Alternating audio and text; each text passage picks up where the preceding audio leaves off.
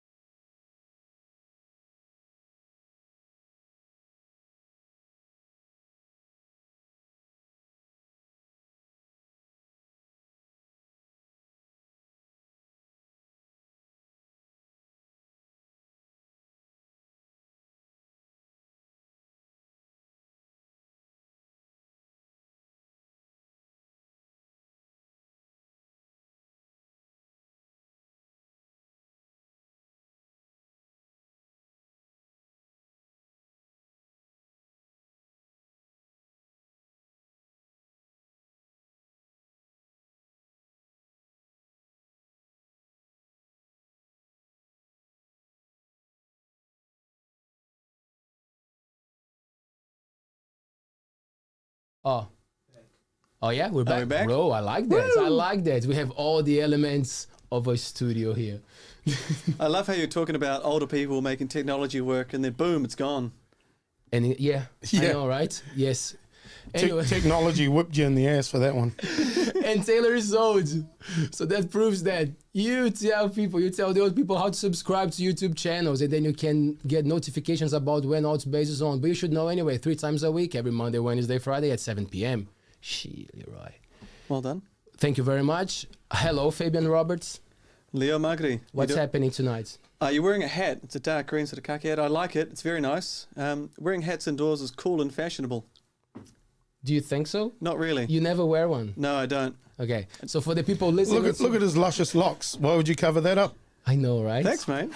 Actually, you've got a nice curl going on. I looked at it before going, damn, it's not perm, that's natural lush. Yeah, you don't... Yeah, when you have hair like this, you don't have a choice. You could be like a Garnier Fructus advertisement. See you in the shower, little coil coming except, down. I mean, no one wants curly hair, though, right? Can you... Yeah. What's with the GHD straighteners everywhere? You can get GHD curlers. You can get the curlers. Oh, boom. Right. Working the other way. So... I stand corrected. For the people listening to this beautiful show on Spotify, Apple Podcasts or Google Podcasts, Absolutely. You always ask, "What is that voice coming from?" There is a voice. It is somewhat intimidating. It's somewhat melodic. It's powerful. It's kind of like the voice of Mufasa, and yet it's Kiwi local. Who is on the other side of our table tonight, Leo? I really waited for your reaction to see if I should laugh or not or make fun of him. I waited for your confirmation. Hey, I was writing it with him. I was totally immersed in it. Yeah. Vegas Brown, ladies and gentlemen. Vegas Brown is in the house. Man, we're all drummers, so it's going to be impossible to not bang on the table. We always ask people not to, but tonight I think there's nothing we can do. Well, we've been trying to make this work, This happened for a little while, so, it felt natural to celebrate it with a bit of a beat. We haven't even started the celebration. Thank you so much, my man. What a pleasure. Thanks for coming, man. Thanks for having us. Yes. Thanks for having me. Yeah. Who are you? Coming from the north today. Is that right? Yeah. Yesterday. Today was a rest day. Nice. From being up north. Being up north, and I hear with not just a human in the car. No, our brand new little pup. Romeo. Romeo is a great name. Ooh. Yeah. And who's that named after? It's just his characteristic. He's total Romeo. So, as in the romantic from sort of Shakespeare's plays, or Romeo from Romeo Must Die, where More Jet Li like- takes everyone on? Oh, I have to watch that one. Oh, it's a beauty. More like he's just a little Romeo because he's so cute. Like, you know, it's hard being his parent, you know, because he's in his early stages and you're trying to, you know, put good routines or whatever into him, and then when he does something bad, he does it so cutely that you're like, you're hopeless. You know? As a parent, I got to forewarn you here. Have you read the last part of what happens in Romeo? 'Cause he doesn't make it much out of childhood. No. Spoiler. Spoiler alert. This Romeo will, man. Our little Romeo here, man. Little Romeo. But you said How little? Poodle and Chihuahua? Yeah. So he's not very big at all. I think the last time we weighed him, he weighed in at a astonishing 2 kgs. Wow, fantastic. Yeah, so he's great for travelling, and I think that's where you were going with that. Oh, yeah. With the Northland trip, he was a real Nice. stunner. Man, it's funny what you said about the mix of poodle and Chihuahua, because I remember, like, that's the thing in Brazil. A lot of houses have poodles. Like, it's so common. But like, you can kind of pick up the vibe of the family just by looking at the poodle, you know? Like, some poodles, man, has suffered in life, you know? Like, they're not white, they're kind of brown, and they have spots that, like, that there's no fluff on it. And some poodles are pretty sharp and polished and, like, very, quite, like, English in a way. I don't know where they're from, anyway. So they pick up on personality traits, but they, you know, when I own a poodle, then we also look alike. Yeah, it's a rebel. But what I was thinking was, it's like it's heaven or hell. Like, or you love it, or you're not a fan of poodles. Oh yeah. And it's kind of the same with Chihuahuas. Yeah. You gotta love them, or you hate them, and you got the mix. So you surely honestly, love both. well, I was brought up with my mum was she groomed poodles primarily, all sorts of dogs. So poodles were around all of my life, but not Chihuahuas. But I'd had quite a skinful of beers one afternoon after golf, and we went back to one of the golfers' places for an after party, and Liz comes up to me at the perfect moment. I was obviously right at the right time, and she just shows me a photo of him, and I went, "Get that dog." So yeah, the last 2.5 months, the brown residence has been full of love and laughter again, and yeah, he's cool. And he's been to heaps of weddings and stuff, you know, like he's already travelled so many places already, and yeah, he's popular at all of them, by the way. Because I'll be honest, I've always hated poodles, and I've always hated Chihuahuas. I'm on that divide. Yeah. I think they're horrible dogs, simply because I grew up Labrador town. Yeah, totally. Well, I love poodles, but I wasn't Chihuahua, but then Is it like a cute poodle for you? Is it? Yeah, he's cute as anything. He's cuter than all of us. Well, you said he looks like you, so I'm trying to picture a little Vegas brown. Just in general, you know, like a curly-haired mop. Well, there you go. I'm that owner. I'm a curly-haired mop guy. So cool, man. So how long did you say? How long has he been in the house? 2.5 months. Okay. Yeah. So already found his spots. Like, is already very comfortable with the place. Know what's going on. Oh yeah. He's he loves people. You know, we walk him on the beach, and then he wants to meet everyone, which sometimes can be a bit annoying because sometimes I want to just have a bit of a decent walk, you know. And just say they got rabies. Oh, sorry, he's got rabies. I can't let him touch you. They wouldn't believe me. They wouldn't believe me because he's too cute and he's not foaming at the mouth yet. But if you're going to play that angle, so, he's got rabies. Like, I know he doesn't look like it, but please trust me, it's a serious thing. Yeah. Nice. Keep away from my dog. The pre-foam rabies. Actually, it's good it's good that he's socialising though, because he's going to be on the road for the rest of his life, you know, with me. So he's going to be around a lot of people a lot of times. So this trip that you just came back from, did you have a jam? Were you what was happening up north? Yeah, so initially it was a gig booking, but it was also a very, very good friend of mine's 40th. So, like I said, quite often the friends hire me as the general entertainer, but then the party's generally so full of musicians that I don't really end up doing as much work. So I end up sort of saying, no, don't pay me as much, you know, like I already wanted to be there. But man, because I've seen you jamming with so many different people, and doing it for fun, doing it professionally, and you're just that good player that like you can put in any position and the guy will do the job. But was sort of similar to you. But not really. This guy maybe, Fabian probably. But man, in your heart, I don't want to answer the question for you. But like, would you always pick the drum first if it's for a jam, or like it really depends on your vibe, like on what day? Yes, always drums first. Yeah, if I can slide my way onto someone's drum kit, yeah. I'm like a tick on a dog. Fun, it's, yeah. I see, I kind of relate to you, and yet Leo set us up for quite... He's a liar. Leo's a liar from the front desk. He's the entertainment in this ALTBAYS. And he referenced at the beginning that we're all drummers, and I'm thinking, piss off. I see, I would like to be the drummer in every group. The drums? No, but... I mean, even on keys, you're already playing polyrhythms. And, I can play a mean basic beat. And I understand. That's all you have to do. I understand swing. Most of the time, that's what you need. AC/DC, man. Yes. That's all Phil Rudd had to do. But yeah, so I sort of feel that vibe of I want to be the drummer in every group, but I can't really fill that seat. Yeah. We have to do some jam, some jam nights or something somewhere. And Fitzyounger is calling out for a 3-drummer concert. That'd be fantastic. That'd be pretty funny. Was that your first one? Was that the first instrument, or you were already screaming? Drums. Yes. Yeah, absolutely. Yeah. Do you want the story? Well, I do. I would. I was finding the segues, from all this beautiful intro that we've done to actually the real shit, like let's talk about business here, maybe. Yeah. Well, in about 1988, I think I was born. That's true. There you go. That's why there's a lot of grey. I wasn't. That's why there's a lot of grey in my beard. I'm 3 years later.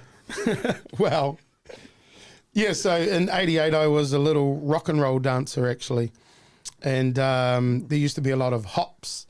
They used to have hops, and there'd always be a rock and roll cover band playing, and obviously watching the drummers all the time, and connecting with that, and it being sort of a not aggressive but definitely full of motion instrument. I gravitated towards that, but it wasn't until about a year later, the family went to a Guy Fawkes party that was being held on a farm paddock.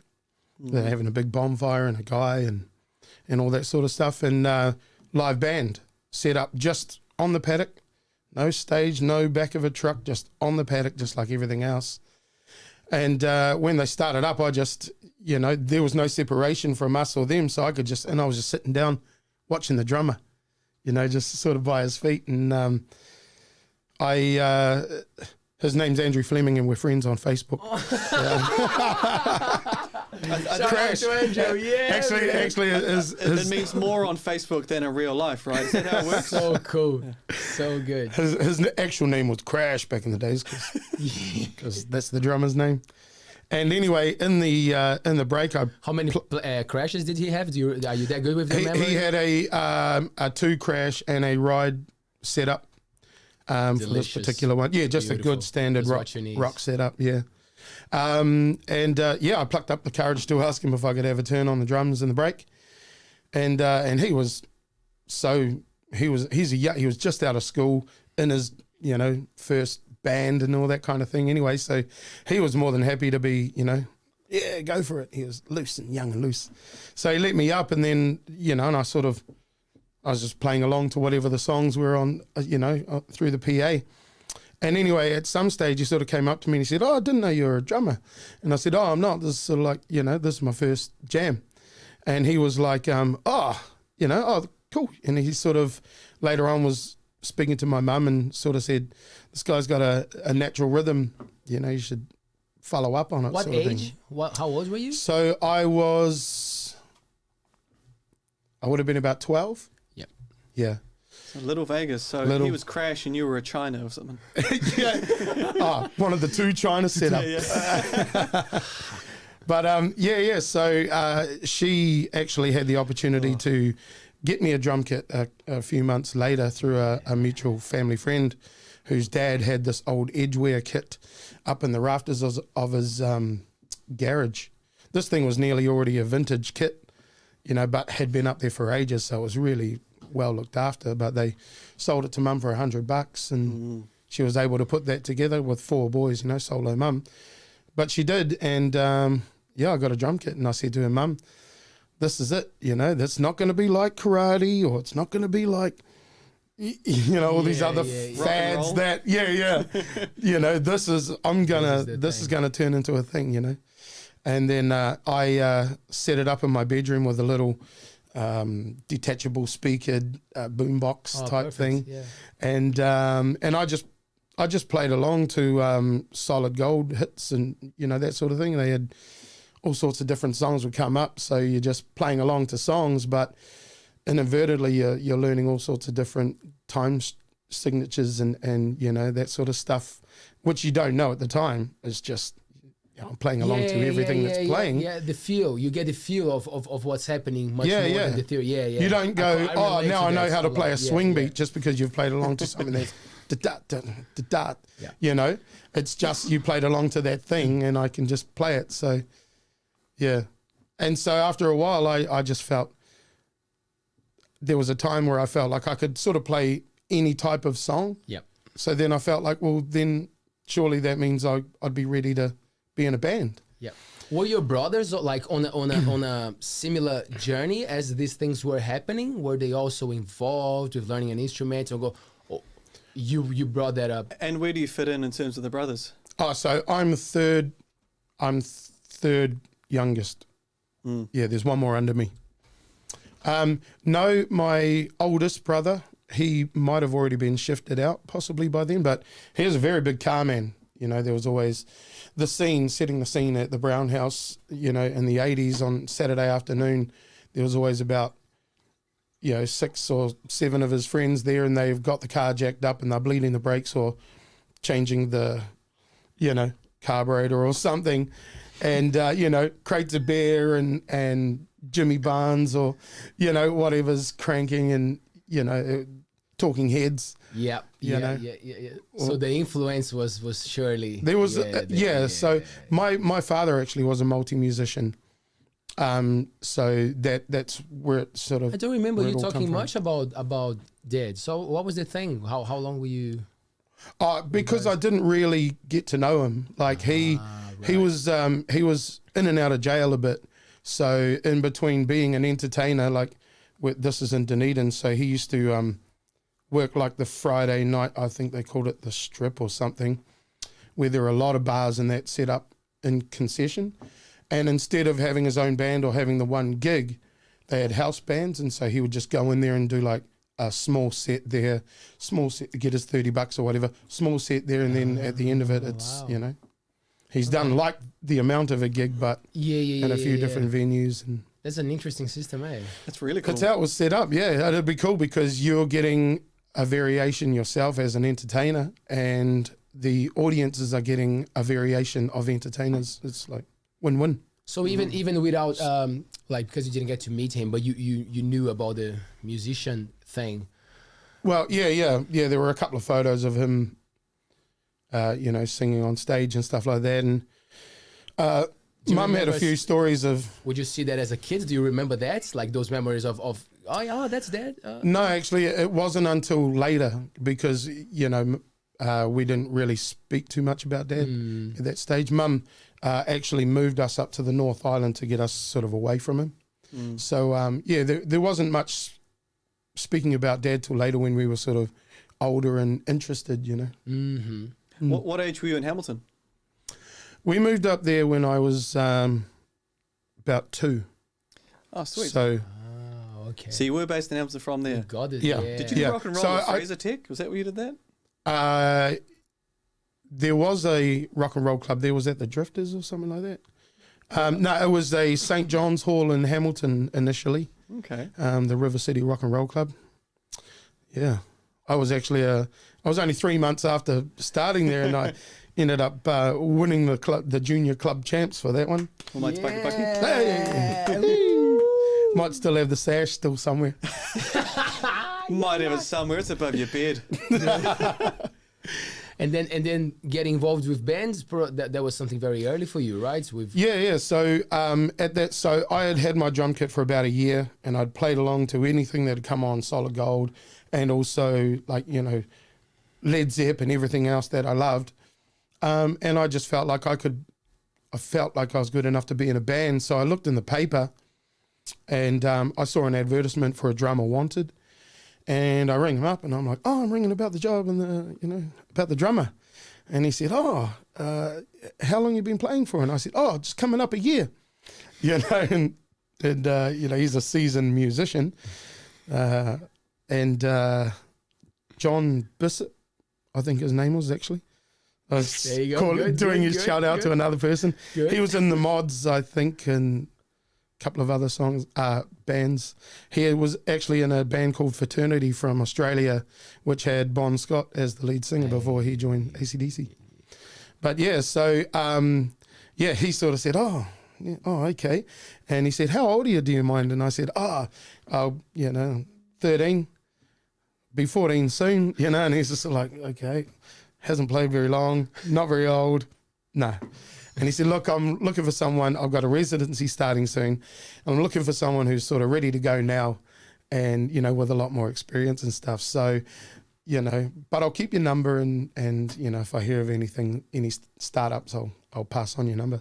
And I said, thanks, and, that was understandable and hung up. And then 2 weeks later, I got a call back from him and he goes, oh, Jared, I feel really bad that I didn't give you an audition and all that. So if you'd like to turn up to the Te Awamutu Hotel at this time on this night, you've got an audition. And I was like, oh, cool.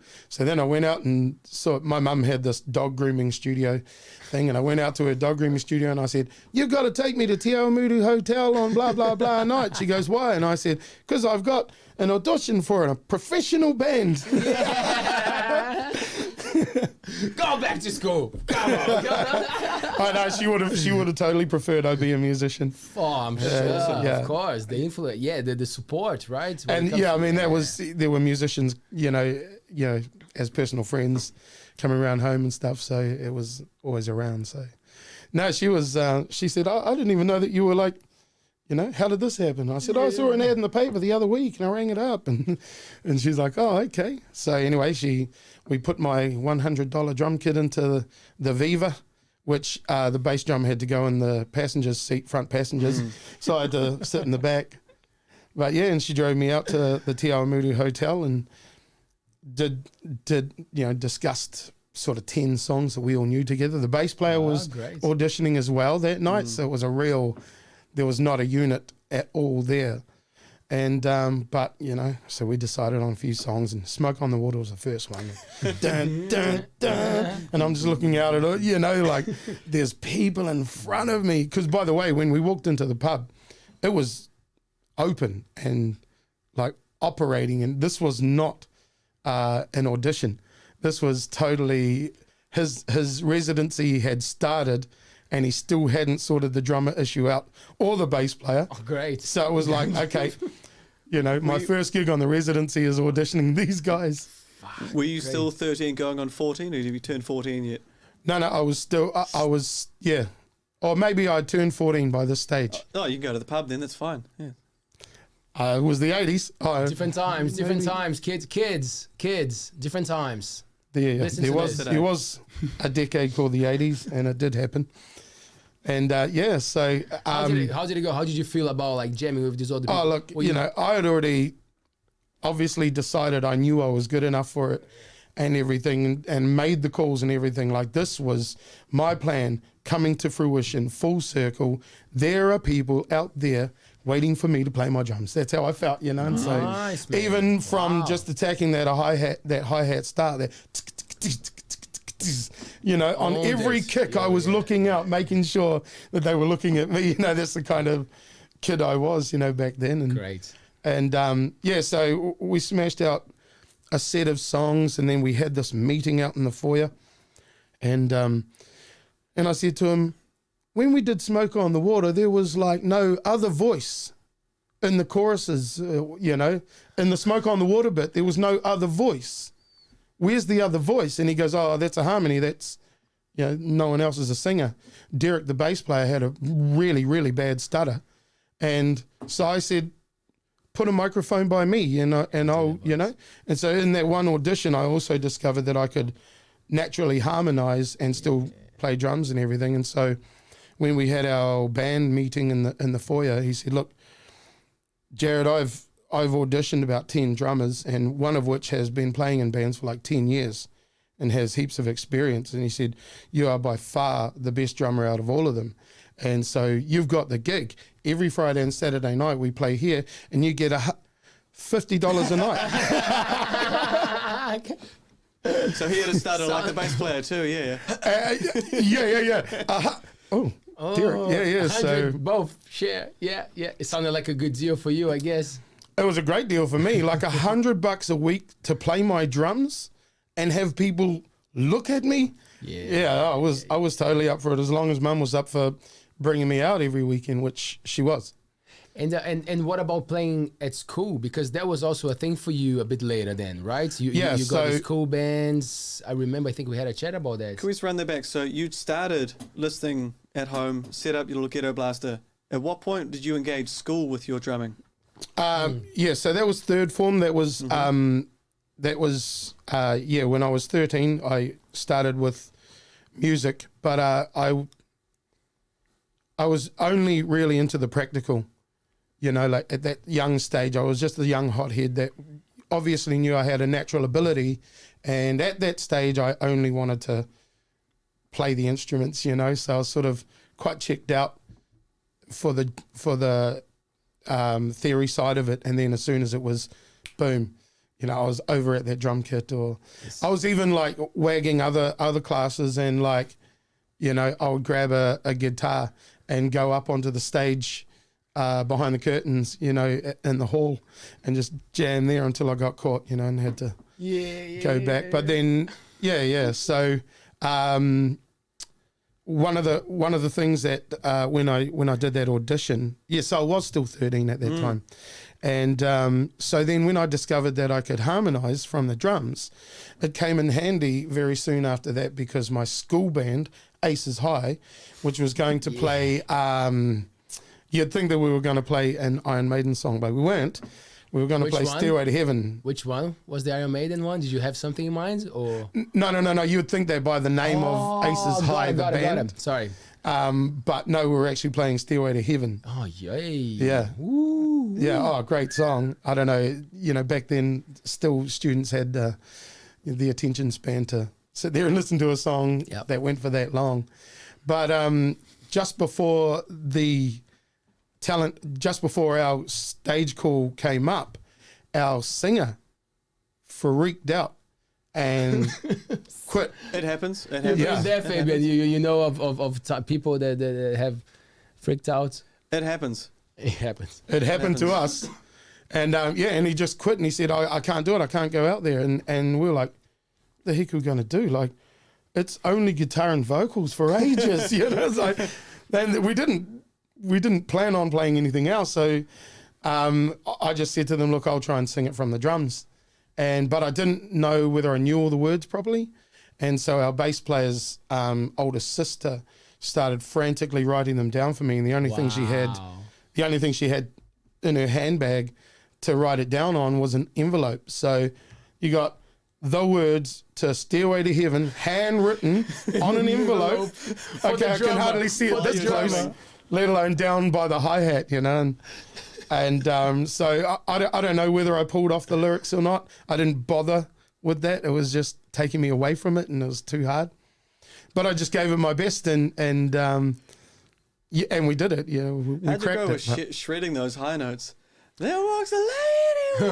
I mean, I still do it now after 30 years of hammering my voice. So think of me, fresh, still, you know, not quite fully broken voice. And pumped? I pumped it out, yeah. Oh, man. Yeah.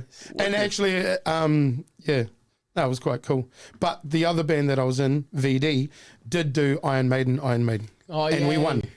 Yes. Did you get into any of those rock quests or anything like? Yeah. I was in the very first one, actually, with that band, VD. So for our audience who doesn't live in New Zealand, because we have beautiful people from all over the world, can you guys make it in few words what the rock quest is all about? So it was like a nationwide talent quest, basically. but lumped up with the initiative of, you know, not smoking. And so there was funding, you know, by the health industry to fund this nationwide rock quest. And Smoke-free Rock Quest. You were there at the first one. What yeah, year the very was that? first one, 1990 or 91. Epic. Yeah. Yeah, Lawton, Cora, and my boy Baz Thatcher from the Whakatane High. They won it in Auntie Beatrice that year. So that was cool. And you guys, how was which bands were you? That was my VD band, VD Visual Dilemma. Right. Nice. Yeah. There's One of the guys in the band's mum was the art teacher, so we had these cool screen printed shirts and had heaps of our friends to turn up with them on and that as well. Do you remember the songs? Because this is a talent quest. Because you not only play the songs, you have to write the songs. They're original compositions, music and lyrics. Yeah. Do you remember the songs? Dreams of Death. yeah. And I remember there was a broken string or something, and it was Just makes it better. Yeah, it was. Hey, I was fine back on the drums. I was, you know, I was ready to go. Was that the only one that you went to, or you did more rock quests? I did another one the next year, but that I was just playing for the band. Because I remember, you know, Scott Burst, the guitar player here. He was telling me that I think you guys were on the same one. Oh, that was the he was nationwide. watching you guys, and then and he could tell. He was like, "Whoa, okay, there's something there." And I always remember that story. I was actually telling Fabian this morning. So yeah, that was later on in life in our band called Mama Said, and the nationwide battle of the bands. I think it might have been 2000. Okay. So was Scott Burst's band was in there. And, yes. Yeah. So do you remember how was that day? Do you remember? So I kind of jumped to Mama Said. Yeah. But that was like a natural sequence of things, right? Because that was one of your biggest projects, right? Before. Yeah. Because you know, from that first being in that very first band, I very quickly, you could say, got poached, or I decided to jump into different bands as I saw them closer to what I really wanted to be doing, which was playing in the big nightclubs where they already had big PA systems and engineers and technicians and lighting techs and curtains drawn at the start of every set and all that sort of stuff. I wanted that, so I kept, jumping from band to band. And there's a funny actual continuation from the story of how I got into it, because after a few years of being in some cover bands, I was playing in a venue in Te Rapa in Hamilton in my band called The Radiators, and some guys walked in and you could just tell that they were musicians. I couldn't see exactly because it was dark and you had a bit of light flare and everything from behind the drums, so I couldn't tell quite exactly who it was. But when we took a break, they came up to me, and they ended up being the guys in that band, Crash's band. The Bonfire. Yeah, that band. Wow. So that band was called Stax, and they were there, and they were like, "We're reforming our band, and Crash won't be in it. We'd love to have you in it."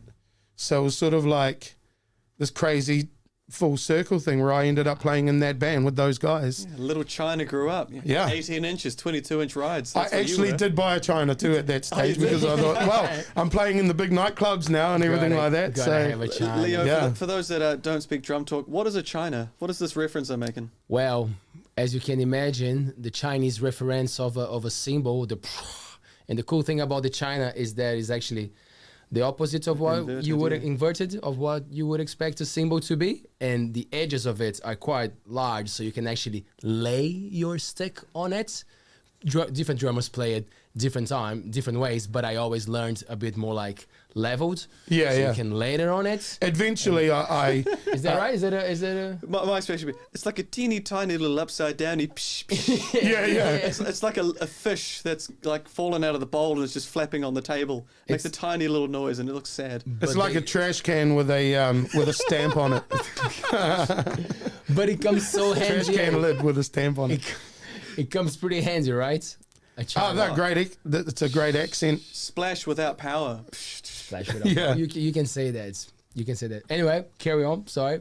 Where were we? You just regrouped with that band after all those years. Yes. Got the drum kit set up. So this is a band that were playing in the clubs that I wanted to play, like specifically one called Zach's, which, you know, like I said, had the big production PA, massive drum fill, and technicians. So you went there in the afternoon and got everything. This still just cover bands, but it's taken seriously, you know.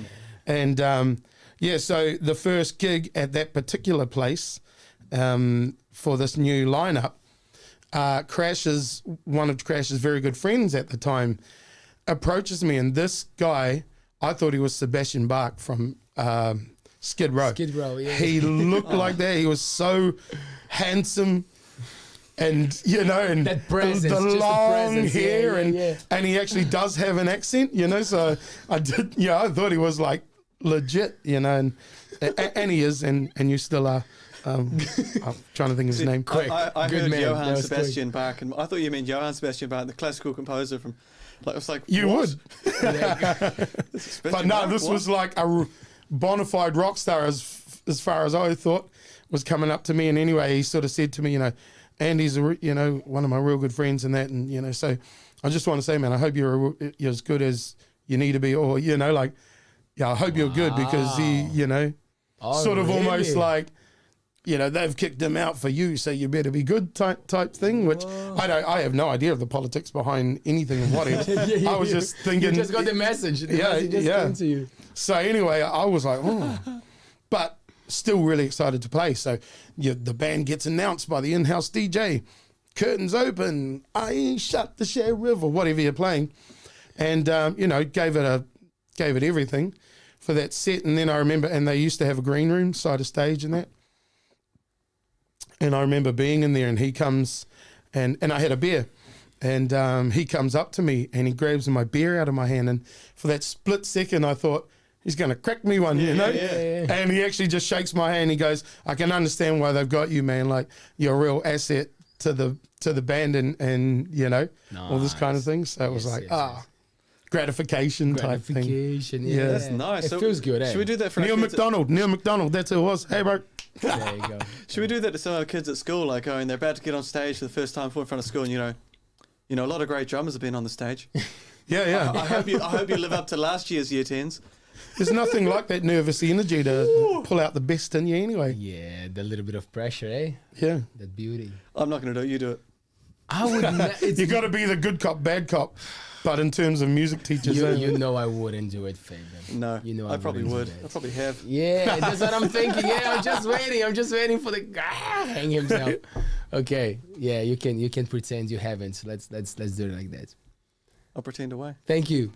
Hey, okay, so we got the band. We're in the band. We're touring, like we're doing. So we sort of jumped through to Mama Said, eh?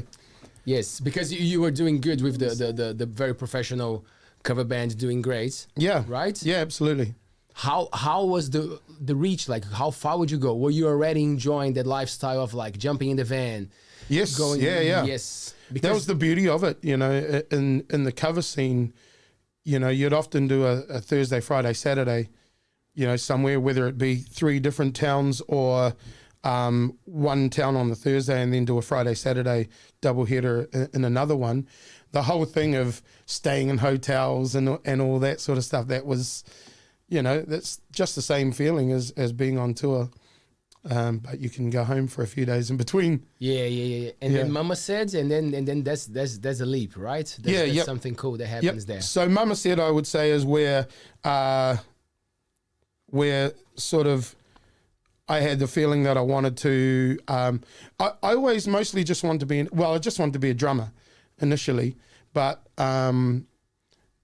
through that, obviously, I started singing as well, and then I started taking a lot of lead vocal parts and stuff like that. So becoming a bit more of an entertainer, and I was always happy with that. Like until, sort of. And Mama Said there was that sort of want to say some things, or not so much say things in terms of messages. Although when I listen back to my earlier music, I think, you know, you young man, you wanted to try and change the world and things like that, which everyone has that same reflection when they reflect back, you know. But entertaining was always enough for me at that stage. But once I started writing songs, my own songs, it was like, oh, here's a whole new thing, you know. And my the biggest fun of it is the creative, the creative process. After that, I'm not as productive with it, So in Mama Said it was good because my brother was in the band as well, and we all worked as a good team to sort of see it through full circle, not just the creation side, but being productive with what you're creating and putting it out there. And, we were like self-managed, and we were seeking clothing endorsements and, and getting them, without even massive profile. But you got to look big. You got to think you're big, and you got to go for it. Yeah, right? you project it. You project it, and then people project it back, and then it just grows from there. So, but so Mama Said was the first band that we recorded music and made an album, and as we were sort of touched on it before, we won that first recording contract through that nationwide Battle of the Bands. How old were you at the stage? You 18, 19, or you? Yeah, I think I formed the band around, I know when I formed the band. So I ended up getting kicked out of a cover band that I was in on my 19th birthday because I got too drunk and ended up having an argument with my girlfriend at the time, and ran off the stage 3 songs before the end of the night and, made an absolute dick of myself and all this kind of thing, and as you do when you're young. And we had 2 gigs on the same day as my birthday, and so it was just like coming left, right, and centre, Well, you didn't show up to the gig, right? No, I did. You played 3 songs, did you say? No. 3 songs before we were meant to finish. So we nearly got through the whole night. You guys are all amped up now, but we're just going to play the next three songs without our drummer. No, I was the singer of this band. Oh, you're the singer of this band. So I had moved to vocals by this stage. Yeah, and so... pretty hard to carry on. Who wants the instrumentals? What? They might have. You guys sang? I don't know. I was blind drunk at this stage. It was my 19th birthday, and so. But my little brother was in the band as well, and he really loved this band. Band called Boogie Monster, and he really, really did love being in this band, and he worked hard, and he bought all this wicked professional gear and everything, and nice bass rig to be in it. But they kicked him out of the band as well. And I thought that wasn't fair, It's like, so I rang the leader and he said, well, we just assumed that he wouldn't want to be in the band if you weren't in it. And I said, well, that's not fair. But anyway, I rang Shannon and I said, hey, bro, going to make a new band. It's going to be kick ass. Are you in? And he said, yeah, I'm in. Let's do it. And so that was Mama Said. And so, so fast forward to the Battle of the Bands. We had already played the cover scene for quite a few years. And around that time, there were bands like Jamiroquai and all that sort of stuff was coming out. And so we were straying away from what was deemed the usual cover repertoire. Well, sorry, just there. Were you active with like also going to gigs? Were you part of the scene as a consumer, or like your life was already so on the road? It was just, I never really stopped being on the road. So, like, in terms of going to heaps of concerts and stuff, no, it didn't happen for me. It was like, once we were in... price, hey? Yeah. It's interesting. And things like, with Mama Said, we were using the cover money to fund, recording sessions and things like that. So we were being very proactive with the work that we were doing. And so... But yeah, we entered that Battle of the Bands and ended up winning that and winning this recording contract, first one we ever had, which was a $10,000 contract. But the project sort of almost became a bit of a passion project for the owner of the record company. So, the budget blew out. Let's say we ended up, we went over to Australia to mix and master it at Studio 808. In Sydney and, all this kind of stuff. So, it all racks up. Fun. Yeah. Yeah. But we had a few issues at the time. We had done a few support gigs for a couple of other quite prominent New Zealand bands at the time. And one of them ended up in the position of needing a new bass player. And so unfortunately our bass player, my brother, ended up joining one of those bands. So we had to reform Mama Said, because we just recorded this whole album and we had this nationwide tour and everything ready for it, and had to get new personnel in the band. So Do you still talk to Shannon after that? yeah, well, Shannon, we've still had many party nights since, so Yes. and still done many gigs since, so that's all Good good. man, Shannon. Yeah, they managed to recover. What was the band, man, that he went to? Tadpole. Tadpole, right? Yeah. I was going to not try and name names, but that, Oh, it's all history. I'm sure you can find on Wikipedia and stuff, right? Yeah, it's probably. fine, yeah. Yeah. So he went to that. He went to Tadpole and we regrouped. Unfortunately, though, our new bass player's father passed away the night before, or a couple of nights before we were about to embark on our nationwide tour, which was to promote the album. And so we postponed the tour, but then, effectively cancelled it because... Yeah, lost momentum. Yeah. Yeah, and I'd lost my thing by that stage. There was a lot of disappointment and stuff, as you would be as you're young and stuff. And you've poured your heart and soul and creativity and everything into this album, and we spent, because we had a very busy cover schedule as well to maintain. It did take quite a few months of, travelling up to Auckland and getting like a half a day in here, that sort of stuff. So it had taken quite a while to put it all together. So for it to come to all of this, I just sort of took it as a sign, like it's done, or at least I'm done with it now. So, yes, disbanded that band, and then that's when 48may came around. Thanks, Taylor. Beautiful. Yay. Shit. All right. Thanks. I was actually just like trying to make that last. So I'm glad you brought another one. Cheers. Man, Thanks, Coro Days from the Blue Fridge. Before you go on this cool part of your life of 48may, and it was cool because you mentioned, you were like, okay, didn't read much today, because we really focusing on the conversation, format for the show, and then but Fabian said, but I know 48may, man.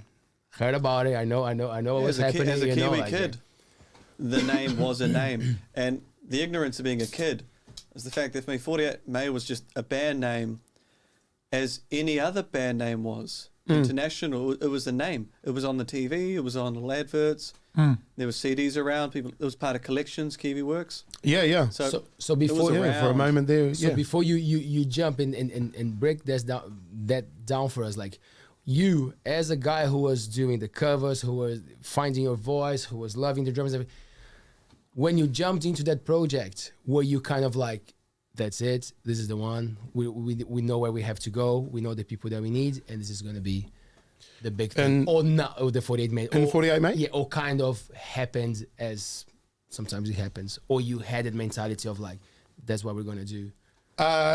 What had happened is my good friend Jody Stowers, who was in another band that was supporting Mama Said on a few of our little tour runs and that we did, he and I started hanging out quite a lot, and we decided that we were just going to make a sweet little rock originals band. We didn't have any real idea, didn't know, like, at that stage thought I was going to be, sing and play guitar, and he would play the other guitar and that sort of thing. Anyway, I wrote a song, and it was totally different from everything that I'd been writing in Mama Said. And it was just meant to be just this simple sort of, cool little rock song that didn't mean much, or, just play some rock and just have some fun. And so anyway, they had a little garage studio set up, and we were in there demoing it one day. And just as we were sort of finishing up, it had no vocals on it or anything. It was just all the instrumentation. And I just played everything on it, and he engineered it all, and we were just in the studio. And then he got a phone call from his old schoolmate, John, who became the lead singer of 48may. And John had a new song that he had just written, and he wanted to come down and demo it. And Jody said, well, me and Jared are just in the studio now, John lived in Auckland. He said, we're going to go get a feed, so by the time you drive down, we will have had our feed, and that will demo his song. And so anyway, the drums and everything were all still mic'd up and everything was all set up. So he just had a simple song and a guitar. And so I made up a drum track and a bass line for it and everything. And we recorded the demo, and I had had created a few contacts through Mama Said. And we had already received a little bit of funding from Mama Said, through Mama Said. So I told John the process of applying for funding from New Zealand On Air and all that sort of thing. And I, said, yeah, you should definitely throw it in and everything like that. And I didn't hear from him for a couple of weeks or whatever. And then when I did hear from him, he said, I've been given a grant to record the song. I was like, cool, sweet. And he said, would you be into recording it with me? Yeah, cool. So, and it was also chosen for this New Zealand On Air, New Zealand Music Month seminar held up in Auckland. So Greg Haver, who's now a New Zealand citizen and probably one of the biggest names in production for New Zealand music, over the last sort of 10, 15 years, maybe even more. He was being brought over for this seminar series, and he had chosen the song and chosen to work with us. So all of that process of the recording process and everything was all going to be spoken about at this seminar afterwards. So we had to go up there and talk about our experience recording with Greg and all that kind of thing. So that was the first single for 48may. And which track was it? Fight Back, it was called. And which it was, it was a cool song anyway. And it was so much fun to go up to York Street and record up there and everything like that, and then have everyone in the music industry sort of grilling us about how it was and all this kind of thing. So they're all listening to it, everyone's heard it, and all of a sudden it just goes bananas on radio. Wow. On Top 40. It started getting a rotation, and we'd filmed a video for it, and so the Juice was thrashing the video on, and which is a shame it hasn't been uploaded to YouTube. And, Really? I tried to, but it's owned by someone else, even though we paid for it. But so it's a shame that it's not up there, because it's actually one of my favorite videos that we ever did. But hey, that's weird. Do you have? Is it like a kind of like the productions company that do they hold? The guys that did it at the time, there's a few of them that they haven't put up. So online petition then, right? Maybe. Starting here, ALTBAYS, online petition. The power of the net. Release the clip. Release it. Let us see it. Release this is it. history, my friends. New Zealand music history. Come on, don't be a dick. Yeah. Come on. God damn it. There you go. We actually got a lot out of them, mate, because they were just fresh out of I don't know film you, school. sorry, not a dick. Nah, they were good hard workers actually, but yeah. But load up the video though. It's hard. Yeah. Yeah. Where do we go with that? Well, I just, from where you are, I can imagine your mind being there of like, cool, I've been doing this for a while. Look at us. And it's taking solid. off, the radio, off, like, we're finally getting that support, it's which our was sound, like... it's original, we got support. You said image. You had an image. Your faces. Yeah. Man, that's... Yeah. Man. And plus we're that... Oh, so one of the cool, uncanny things about it was the song that I had written was very similar vein to the song that John brought down. So it was sort of like, man, we've got this band sort of making itself, The only thing was that I had been a singer, and they were sort of like, and I was like, hey, look, I'm absolutely keen to jump back on drums. So I was like only too keen, after the Mama Said thing and that, I was a bit burnt out. So jumping back on the drums and that was so appealing to me. So I bet you had a lot of fun there. How many years of your career did you play with 48may? I think it might have been about 4 years, maybe. 4 years. Yeah. In that time, we recorded 2 albums, one of which was the gold-selling one. Yeah. Not the first one. The first one, yeah. The first one. Yeah, The Mad Love, it was called. That like pre-sold gold. That cover is great. You're doing the drawings because of like in the madhouse or something. Yeah. The singer in the straitjacket and that. What does gold selling mean to those? What is gold? What's a gold selling artist in New Zealand? 7,500 copies is gold here. 15 is platinum. So that's everywhere. Like 7,500 people have bought it. 7,500 or more people pre-ordered it 2 weeks before it actually even was released. We were probably one of the earlier bands, and there are heaps of them in the same time frame, not just us, but in that era of you utilizing the internet to create your profile to be big enough to then bully yourself onto radio and stuff. So our fan base through a lot, through the love of the music as well, but also the interaction through the message boards and everything, there's before actual social media platforms. So your own website was your own Facebook, and so. Were you MySpacing it? Not MSN Messenger chat rooms, right? No, it was just through it was through our website, but I had nothing to do with the creation of that. But our awesome man Jody, or Hook, Captain Hook is his nickname, because he'd come up with a lot of good hooky little guitar lines. Nice. But yeah, he was the designer of all that, and it was just done very, very well, and through the music and everything like that. And now finally with radio support and TV, it was like, wow, this is moving, I mean, the gold selling record, that means there are thousands of parties that might play your CD. There are thousands That's exactly of the gatherings. thing. It's just, yeah. And then it just explodes. It's exponential from there. Thousands of parties might have 50 people at them. You now have hundreds of thousands of people. Yeah, so the rule of thumb generally is if you reach gold, then you are generally going to reach platinum. It's just a question of how many platinum, with things like how many more singles do you have in hand to service after the release of the album, and, and touring and all that to drive it, But unfortunately, we had a legal issue. We were sued by an American band. Called 48may? May 48. What are the charts here? 49. Yeah.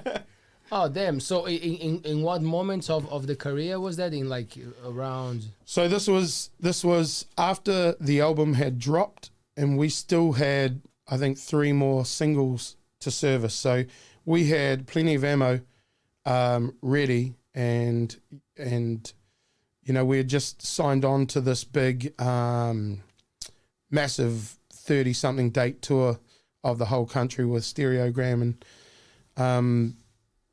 and so we had all the stuff in the plan, but this court case meant that we had to pull our album off the shelves until we had this court case sorted.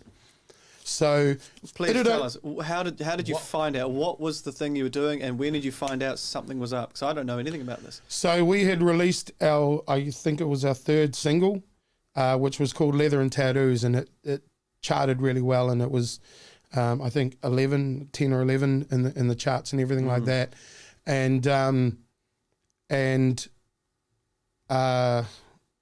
Leather and Tattoos was the one. It was charting well, and it got a bit of attention. There was a band called Bowling for Soup that had a song called Punk Rock 101, which I'd never even heard before. I've heard it now, but there are lots of similarities between the two. And apparently they were being interviewed on the Edge radio station, and in one of the breaks, our song came on or something like that, and all of a sudden we had a court case on our hands. We had a subpoena. Oh, really? Yeah. Shit. Yeah. So when you sort of beat yourself up, and you start judging yourself and all that kind of thing, but you got to also remember that we're not brought up here in New Zealand on a suing mentality, but Americans absolutely are, and a manager isn't doing their job properly if they're not pursuing possible, revenues, whatever. Exactly, revenue in any way. So motherfucker. How do you guys respond? You're like, what? Like, was it an email? I mean, no. It was through our record company. By this stage, we had signed. So what had happened is before we signed a record deal, I'm taking you back a little bit. Oh, it's good. Before we'd signed a record deal and before we'd released the album, we were servicing our own singles and stuff. And we had sent this 4-track EP to Capitol Records in Los Angeles through our good friends in Stereogram, who had just signed their big $1 million deal with Capitol Records. So anyway, Capitol were interested in us, and so we had this plan to be over there doing showcases and stuff for Capitol Records. That was the plan. But in between that time, Coca-Cola had gotten in touch with us and wanted to license one of our songs for a TV ad campaign. And so we were getting all this money from Coke, and we had decided, what if we paid for our own way over to LA? Could we invite more record companies instead of just playing for the one? And it was like, yeah, of course. Yeah, that'll be cool. So we decided to do it that way. Bad timing of, the record industry, because companies actually weren't really signing anymore. They were sort of taking a break and dropping off, a lot of their acts and just putting most of their efforts into the big names. Mm-hmm. And so, because they had just felt the pinch of Napster and all that sort of stuff, and they were sort of working out how they can manage, online, digital. Yeah. Oh, wow. And a big part of that was dropping a lot of their catalog and just putting their focus on the cash cows at that time. So, a bad time to say invest in that possibility, but Stereogram had just gotten a deal, so you sort of, it's worth a crack at least, You would have regretted it not doing it, so. Yeah, absolutely. Plus, we went over there and we, had a blast for 2 weeks, went to heaps of shows and all this kind of thing. And we all bought, back then MacBooks were like brand new. So we all bought MacBooks, we all bought iPods and, and all this kind of thing. And it was all just by saying yes to Coke to use the song. So, so what we ended up doing is we ended up settling that court case. So we get all this money from Coke, we spend a certain amount of it going over to America and doing all of that and buying iPods and laptops and whatever, and then come back and, we got to give 50K over to this band, and to us that was going to pay all of our rents for the next year, so we could totally just go on tours and that sort of stuff, and really, that's what it was going to do, and all of a sudden it's all gone. So wow, so that is important piece of the story of the band, man. Wow, what a bitch. It's a massive thing because during that time of having to, it was 7 weeks of all the legalities and everything before we had come to the settlement and everything, and in that time we had to go into the studio, record a couple of new songs, repackage the whole album with that song off it, and change all the artwork and everything so that it had the new songs that were going on to it, then redistribute it across the country. And it was just, it was like 7 weeks of lost momentum. After being a band, and after being a band that had such a big fan base that we had pre-sold gold before the album had even been pressed, to this not even totally achieving the platinum, I mean, it may have achieved those sales, but not within the rule of the line, So it was a devastating thing in terms of business wise, but I think a good thing in terms of something to look back to, in terms of your own history and stuff like that. Like, you need the drama. Life's full of contrast, and if you don't have the contrast, you don't have, perception of how it can be on the other side, And how long did the band stay active for after the episode?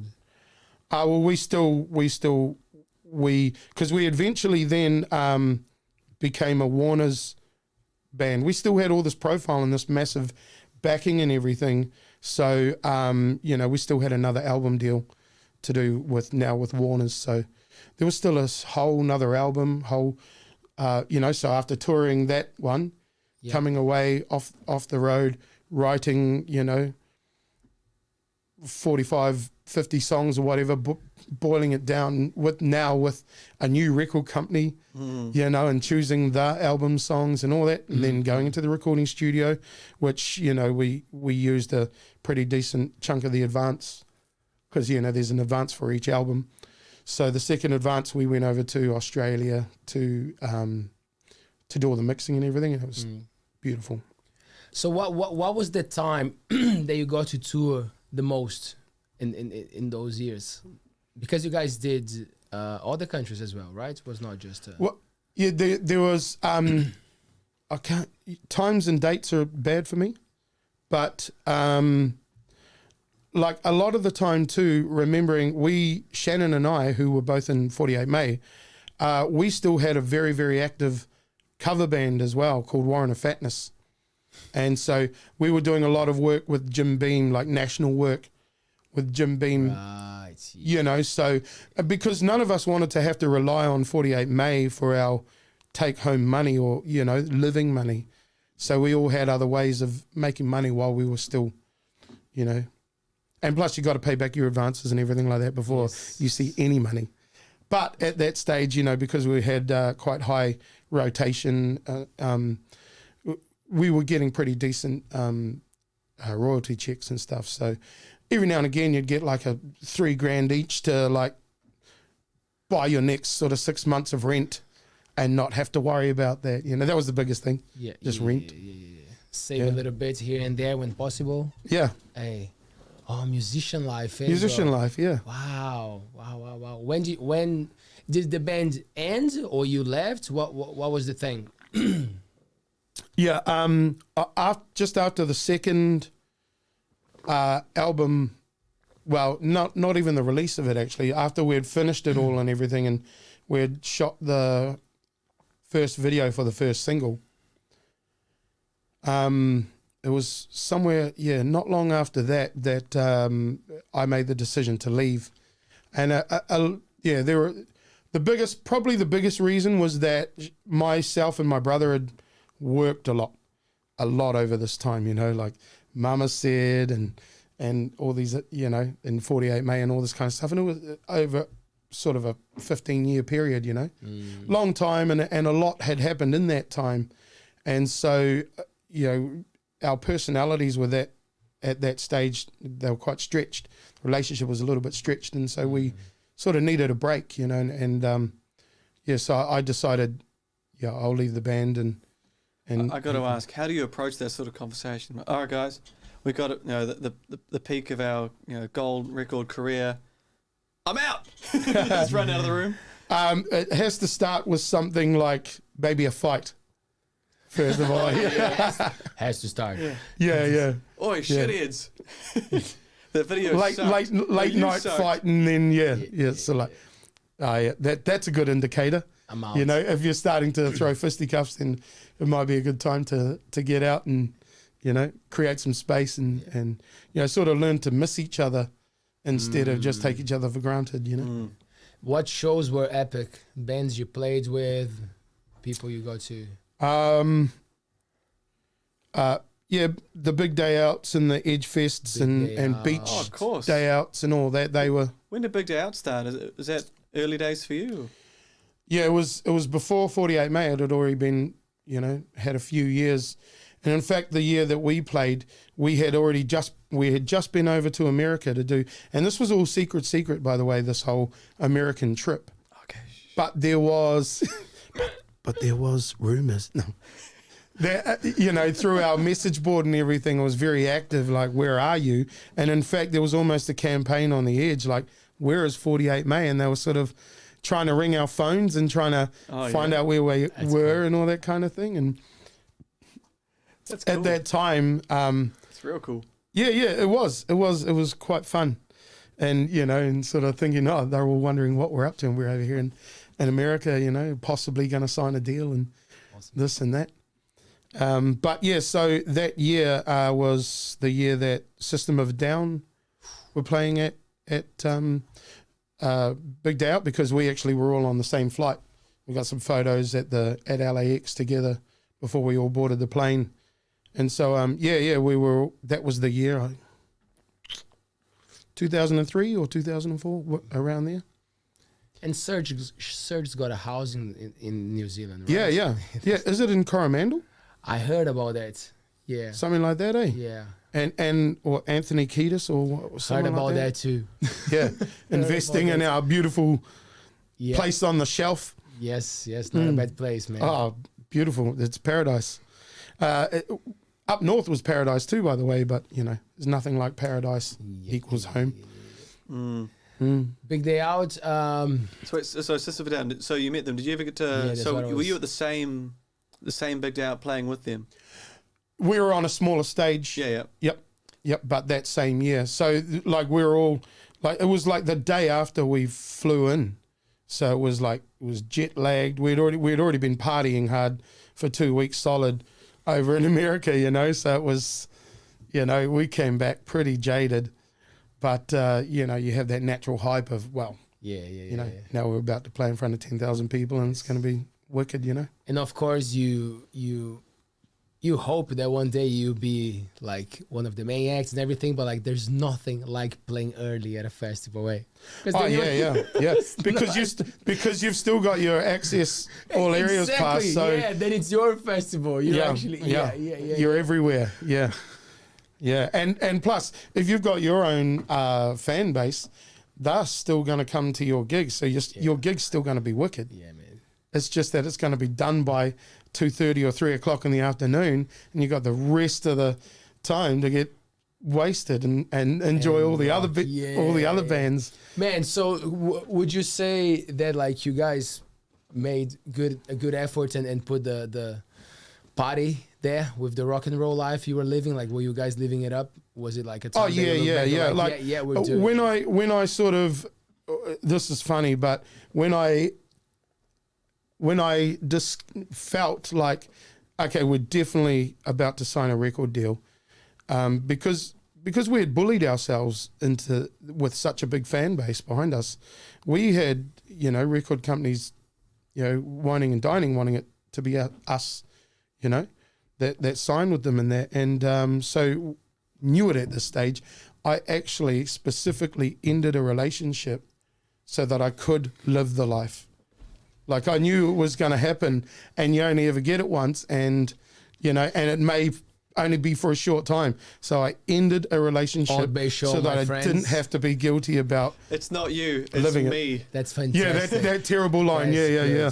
Just don't know if I'm still in love with you, or whatever. There could be 100 women out there, and I'm going to find out. Start doing your research. Wikipedia.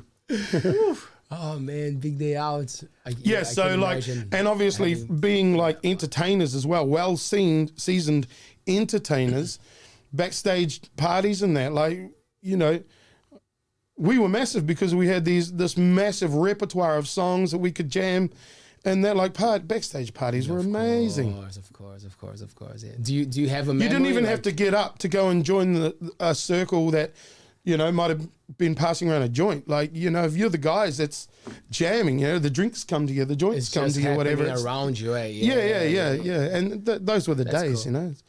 It's funny how, like, all these grey hairs and that, and, life changes a little bit. Do you have a moment, like, do you remember seeing someone, seeing something, they were like, I bet we can talk about it here. You can share stories forever. But, like, in that scene of being with big names and looking around and being like, oh yeah, I'm here too. Do you have some moments of dealing with like big names? You were like, this is cool, shaking hands. Oh yeah, cool. Yeah. Any bands? I mean, one of the better ones was, we already mentioned them earlier, is when we were in America and we were at the Rainbow Bar, and Sebastian Bach was out in the Garden Bar. So that was the real one. The actual one this time, who looked way more weathered than the real handsome man that approached me, Neil McDonald, way back in the early 90s or whatever. This is Sebastian Bach, touch chubby. I mean, still way skinnier than me, but touch chubby. And we've got photos. and that real red wine mouth, you know, when you know someone's just had 4 bottles of the stuff, and he's wasted. But we're out there, and you know, we ended up telling him that we're from New Zealand. He's like, New Zealand, I fucking love New Zealand. You guys got sheet and shit, yeah. You know, and anyway, at some stage we're arm in arm singing 18 Alive, you know, and I Remember You. You know, and knowing that, like, at that stage, I had reached the Sebastian Bach that can't quite hit his own notes, but I could, you know, so it was like a little, come over, Fuck, that would have, imagine, you should have called him for a little. Come on. I've been slack on Facebook. Hey man, come have a jam in New Zealand, man. Come on. As a drummer, were you touring and did you nerd over other drummers from other groups? Are the people that you were like, oh, that was how they came up with something cool, a good riff, or that you learned yourself and you're that was cool? And you ever like any communication with those drummers that you managed to enjoy? Yeah. Well, everyone, there's something to enjoy about everyone's playing. You know, if you have the right attitude. I can give you an exception to that. I enjoy the enthusiasm. Hey, the spirit was there. Yeah. A few people. No, there was one. I mean, there were heaps of drummers. Betcha Duper. I don't know if you remember them. They didn't. Neil Finn's Sons band. Their drummer was really good. Heaps of them, really. But we ended up doing a small 4-date tour with Alien Ant Farm. Oh, yeah. And, holy shit, Mike Cosgrove is such a wicked drummer, man. And, so there's one of their particular songs, and it's really polyrhythmic, like, dun, ga, and something over here is and you're like, what is like, that? What is happening with? Is it another extra? Is it an extra hand? And already his kit setup was elaborate but beautiful, and also very playable from what I could see. You know, I wasn't going to touch it, but you know. And one of the particular gigs, which was in Wellington, I can't quite remember where it was. Maybe at the university. And there's this sort of like not a mezzanine floor, but almost like a catwalk. Maybe it's for production purposes or something, you know. So you always had such a wicked view of the whole band from an elevated point of view and everything. And is that like with the spotlight followers, like their perch, up in the rigging, and so you know because you had backstage access, you know, from your green room, so it was like, oh cool, they're coming on now. So you know, we've done our show, we're on a hype. I take you weren't wearing a harness or a safety belt or a hat? No, of course nor not. was I working the lighting. But and I just remember just that particular beat anyway. I mean, his feel and everything is amazing. The whole musicianship of the band was wicked. But and I was just buzzing out on that particular beat that he made. But then the buzziest thing that I realized after a while is that he not only has his drum tech, but he has his weed tech. And like, so he was being given a bong like behind his floor tom, like every third song. Wow. Shit, you're not like another quick toke on his bong or whatever from his weed tech. And but still selection and like a lab coat going. I think it's time. It's the middle of the set time actually. For during the gig, it was more just the little quick pipe type thing, and then after the gig, you had this massive bong. You play sort of drums on it and that while he's you know, but like bongo. These intricate, wicked ass beats, and he never dropped a beat. Wow. You know, or he never, you know. It never felt draggy or anything like that. And in very different frequencies. Another good pun. I like that. Yeah. That's beautiful. Man. But one cool thing was that we actually, when we went over to LA, we went and caught up with them. They were in pre-production for another album. So we went and caught up with them and gave them a surprise. And the funny thing was that they had a video camera going because they're in pre-production. So they're gathering, content for their DVD, because that was the big thing back in the days. And so they had a camera running all the time, and they captured the moment where we surprised them and walked into their apartment. They had like these apartments that they rented for a couple of months, and they had that moment captured, and then that moment ended up being on their DVD. Oh, yeah. Sweet. Yeah. Oh, these are our friends from New Zealand. Oh, you know, and that's on their DVD. And a small snippet of me and my brother singing one of their songs to them. And the manager going, see, that's how it should be sung. How come you don't sing it like that? Back to New Zealand. Man, you know, funny what you said about the drama going hard and like this thing with, man, and that's the funny thing about watching you. So interesting. Like, man, you having your beer during the show, like,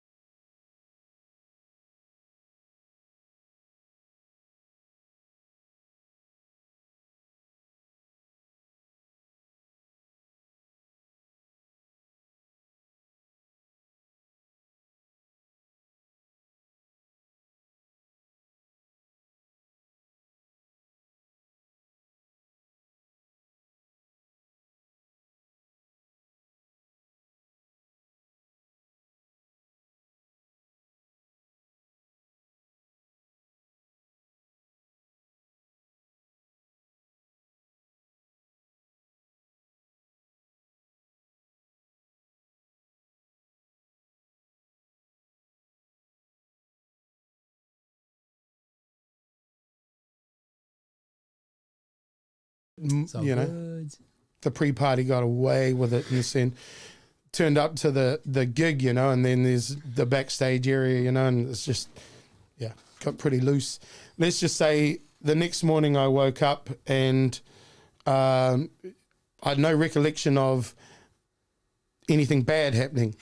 I just thought that we went there and we rocked it and we had a good time, you know. So the other guys remembered all of that stuff for you. Yeah. So I woke up and our guitarist Jody was pissed off, and this is a guy who, you know, he doesn't drink either, so he was absolutely straight, while the rest of us were bent to bits. And it was probably nothing dramatic, like, you know, like storming off stage after my girlfriend or whatever, but just not a good, tight show like we wanted to represent ourselves in every other occasion. It was just, it was loose and, So needing the story was better, was more required there to have the story because, man, I'm sure like for you or for whoever remembers watching, some people didn't like it, but some people had a laugh.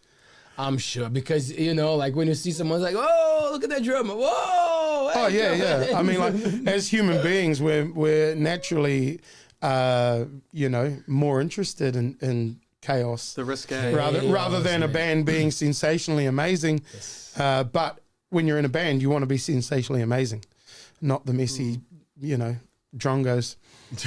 I don't It's interesting to say that I went to see the Pink Floyd Experience, which I thought was amazing. I saw them a couple of years ago doing the Wall tour in New Zealand.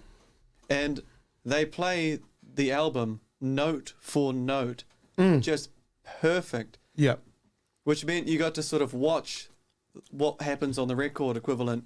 Yeah. But you didn't get to see a rock show No. in like a real, like, you couldn't engage with them because they're really following a script, a really difficult, beautiful, complicated script with it's being actors delivered perfectly and everything. But it's not like that. They didn't delay something like, oh, what's that? Hell yeah! Like, you could never go no off script. engagement, none of that. It was almost like a backing track, except you just couldn't stop watching. Like, there's two drummers, that keyboard player, there's two keyboards. How many keyboards? Is that five? How are they playing on five in the same song? Then the different singers were. Who the hell's playing a violin? So it was a spectacle, but it was almost like a dry spectacle. Like, it was a sober watch. Yeah, totally. Yeah. One where I don't want to be up front of the stage or anything like that. I want to be sitting somewhere comfortably. I want to be able to see it all, and I want to be somewhere within the apex of the PA system so that, you know, you get some ultimate sound. Yep. Not one that you want to rage out and jump up and down and, you know, that sort of stuff. But now, I've got a bit of a polar question here, because I know there are some drummers and musos who absolutely hate this musician and a multi-instrumentalist. We get there in the end. Phil Collins as a drummer, is he rated up there in any of your drumming books? Because some people talk about him as being one of the best exponents of drumming, and I've seen live DVDs, you know, the yeah. and he's got like 60 drums, and he'll walk across the stage continuing to play them for 5 meters. Yeah. That sort of stuff. Is he a rated drummer, or is he a...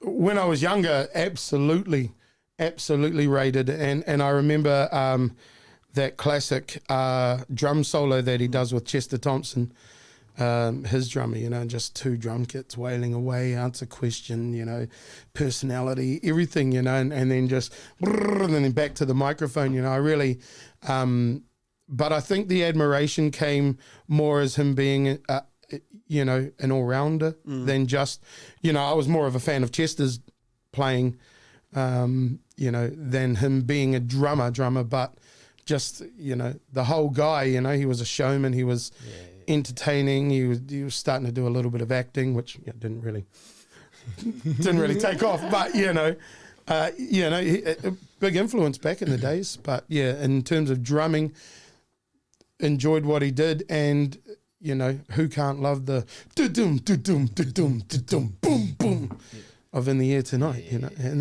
And I'm a flam man, like he's like, da-dun, da-dun, da-dun. No, I love flams. The flams, eh? Yeah, absolutely. I like big, bold fills, you know, like I think the intricate sticking stuff is more for your solo. Mm-hmm. So no use going, that wouldn't have worked, eh?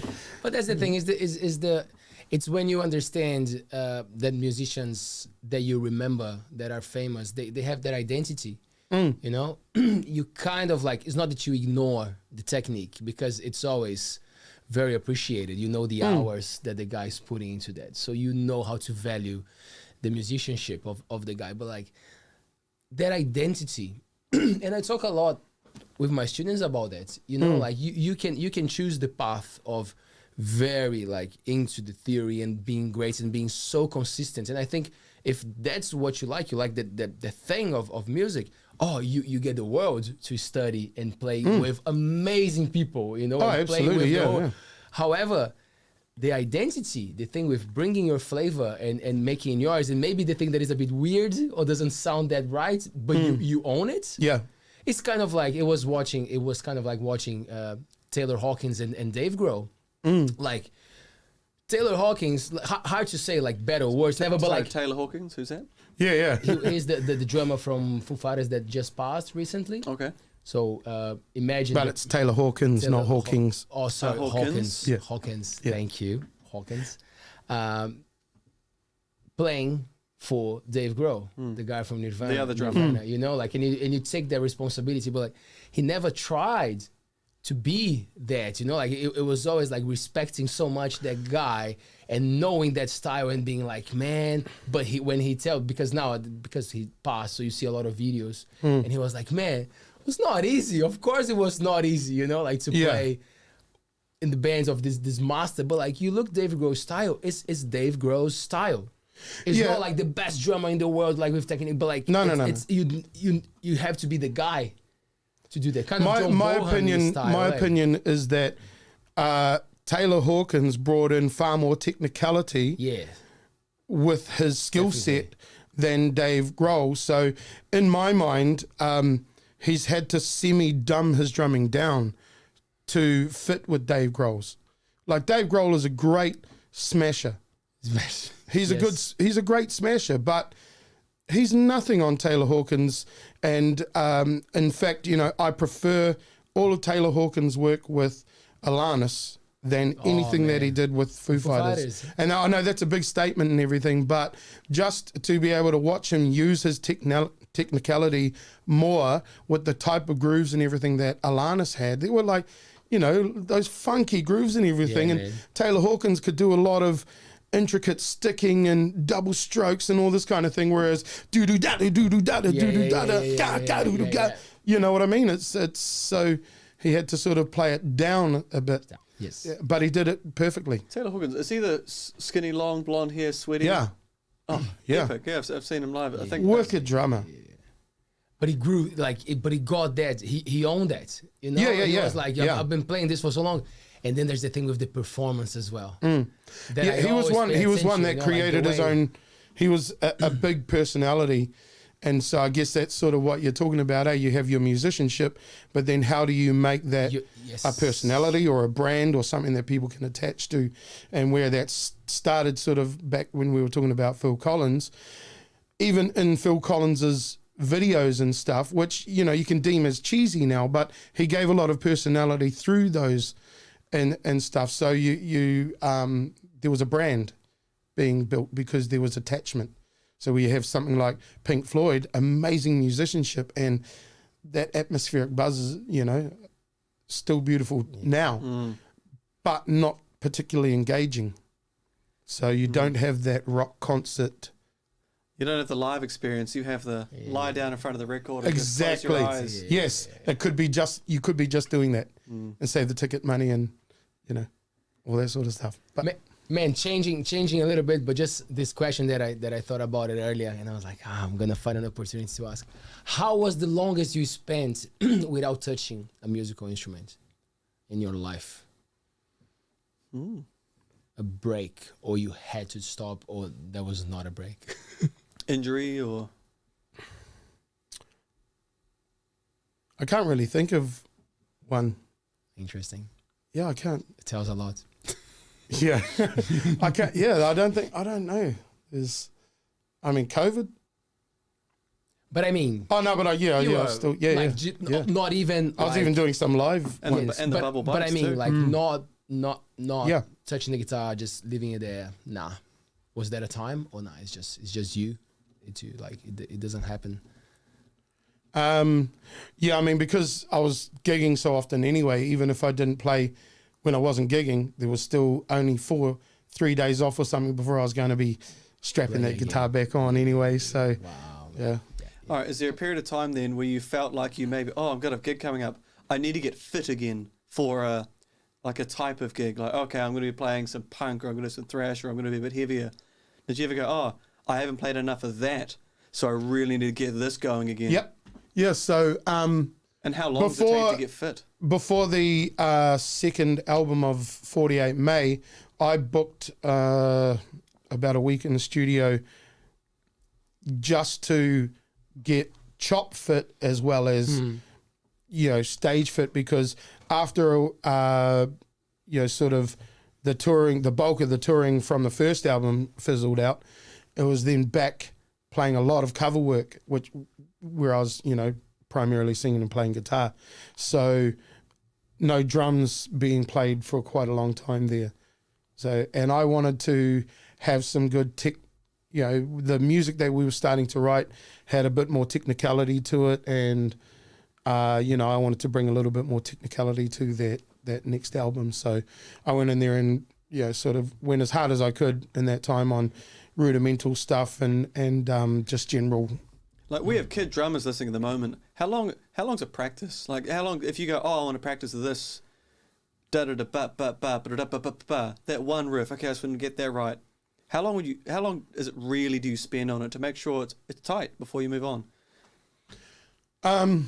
It just depends on what, you know, what you're working on. Like, so for me, you know, you have pre-production on your album writing and that. And so you have ideas that might be beyond your capability. That's going to require you to put the time in to make it your capability, because you don't want to cut the idea necessarily because you can't do it. So you're writing and listening to, say, demo or guitarist go, we need something to go, how would I do that? Is that when you go, shit, I want something cool that not only services the music or services the transition in which, you know, this particular place is, but I want to speak as a, you know, I don't want it to be one of the stock transitional fills. I want it to have some sort of personality to it. So if that requires more technicality than you currently have, get in the studio and get busy. Okay, so then in your writing process, drums after chords, harmony, melody, general riffs and feel, then drums came in to match that? Or did you ever have times where you're like, I've got this groove, I've got this feel, I want to build on it, I want to reverse engineer it that way? Is that something that you also did? You know, the writing process is different for everyone. With me, though, it often you can already hear what the drums are going to do anyway, being a drummer, so often it would be I wouldn't know. touche.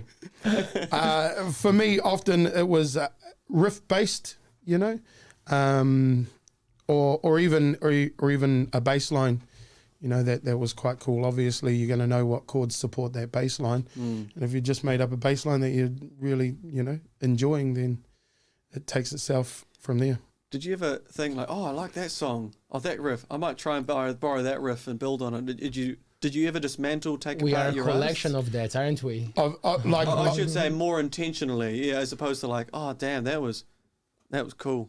So, like, do you mean like from an artist out there, or from my own? An artist out there in the ether, someone else you'd heard and gone, oh, that was cool. I want to bring that into maybe this track, or I want to take that idea and make it its own thing.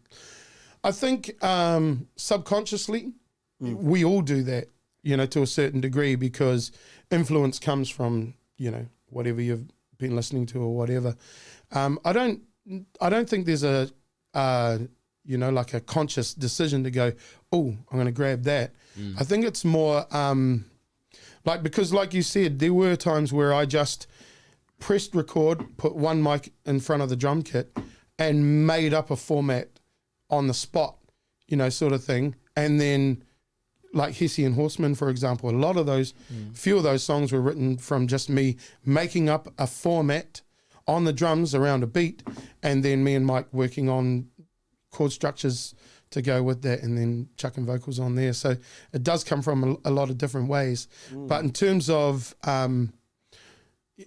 you can take ideas, you know, like not necessarily the riffs or the notes, or, I mean, we only have a certain amount of notes to play with anyway. So, but I'm talking about ideas of, like, say, transitions. Like, that was a great way to transition into that section, you know. So maybe that's what that song that's unfinished, you know, the one that I was working on, blah, blah, maybe it needs something like that.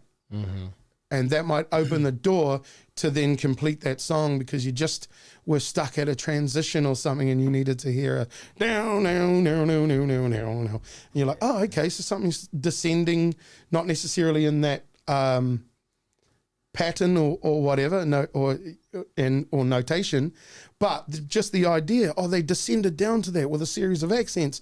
Cool, that's a good idea, you know. And I love the language you're using. That's nice. Yeah, that's, man. That's, Yes. That's total, like... I was about to say, it's good for our audience to pick the brain of an artist, of a creative person, because, as you said, always different. But the way that you explain, like, you can actually see your brain working to do those things. Yeah. cool.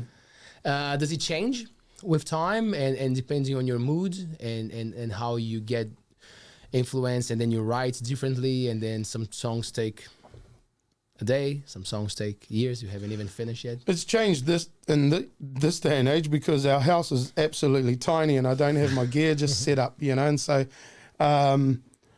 if I get the slightest little piece of inspiration, it's a whole big process of setting up the gear and, you know, and all that. So that's why I'm, you know, really desperate to get my garage lined and you know, set up permanently out there with, you know, everything already mic'd up, and just switch it on start of the day, make music all day long, or little videos and things like that. And of course, we're gonna go back to music because we're talking about music. But like, how is the life in the Coromandel? How long have you been here for now? Living nearly.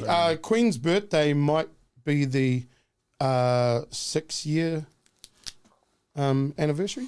Hey, 6 years. You were coming, you were playing a lot in the area, you were checking out what was happening. I remember that because I was here seeing you play, and then suddenly you're living here. I'm like, yeah, my man. Well, I've been coming up and playing at that hotel there since I was 16.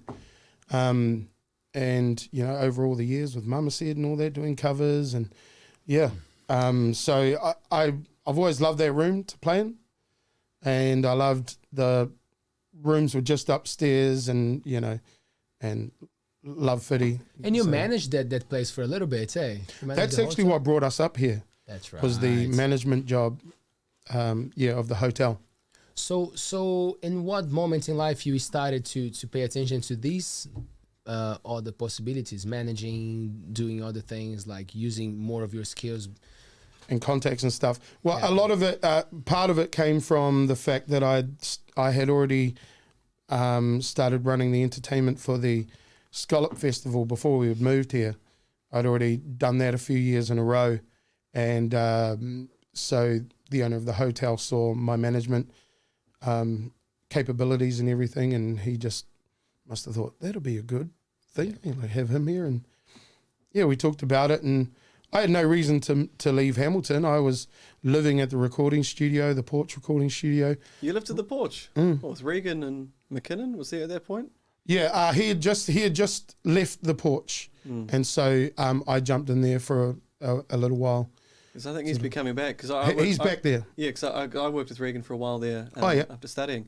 You say you had Vegas coming here. I actually went to your gig, your Hamilton Vegas Brown gigs, selling your EPs. I think I bought a CD at one of your gigs at a bar in Hamilton. Oh, yeah. And sort of the CD stand at the door, a little table, yeah, I little did. sheet. I did, yeah. I think it was $5. I bought a CD. I had a little Perspex CD shelf made for me. And Nice, yeah. The merch, eh?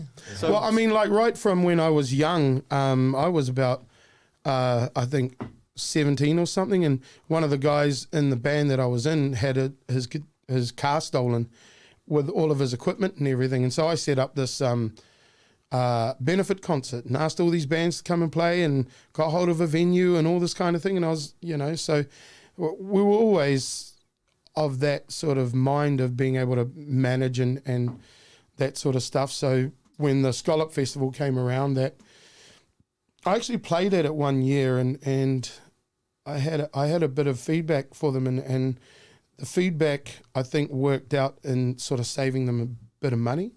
In terms of the production, it was like way overboard on the production and lighting rigs everywhere and stuff like that. And like the whole thing finishes at 4:30 in the afternoon. So do we really need all these lighting rigs? And you're probably spending thousands of dollars on those. And it just went on from there. They were like, oh, would you be keen to be involved? And then, so I did about probably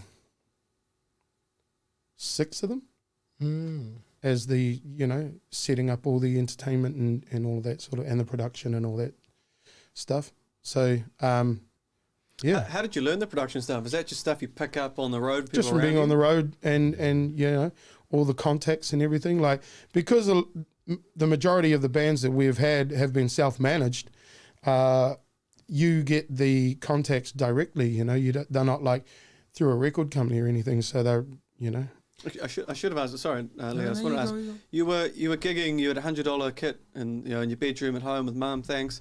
And you started gigging at sort of the pub there. At what point did you make enough money to go? Okay, I'm going to buy my own gear, my own sound, my own something.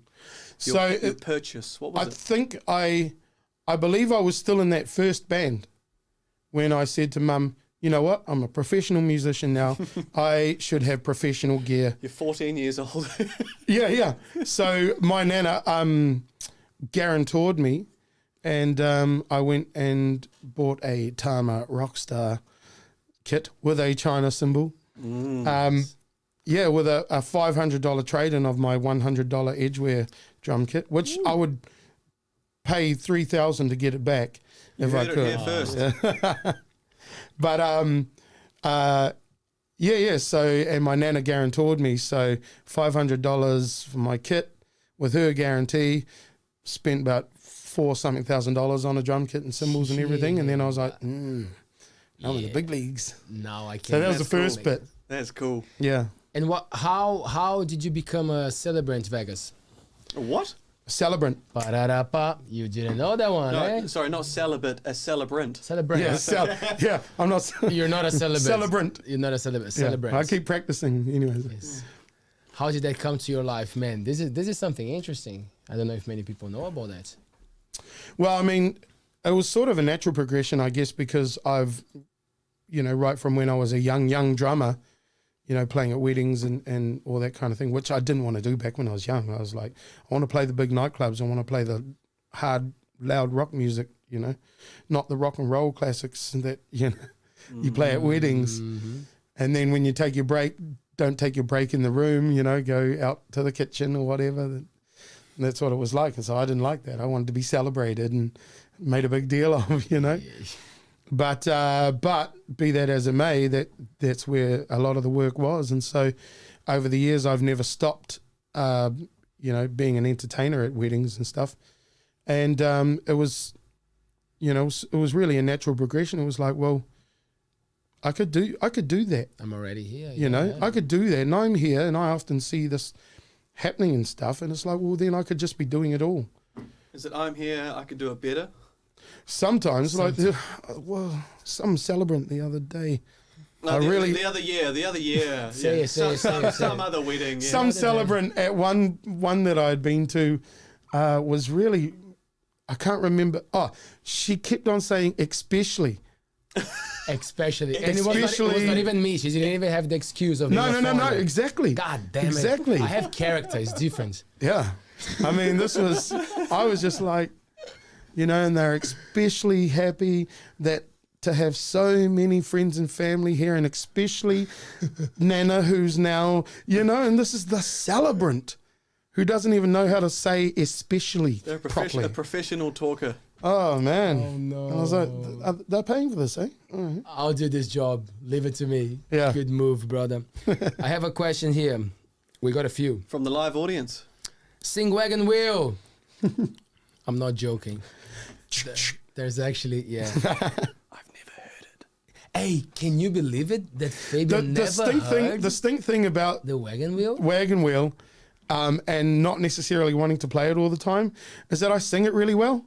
And it's a beautiful song. On the odd time that I remember all of the words in the right sequence, I do it really well. It's like, oh man, I don't want to like it, but Too good for me. Okay. Hi Vegas. From where did you get this name? Also, do you have hope in the music scene, seeing the way it's going? Please talk about your new songs playing at CFM. Thanks, George playing. Smith. hell, who was it? George Smith. George. So there was sort of almost three parts. Yeah, in there. I'll read it again. From where did you get this name? Yeah, who the hell's Jared? Yeah, Jared's me too. Jared's more me than Vegas, probably.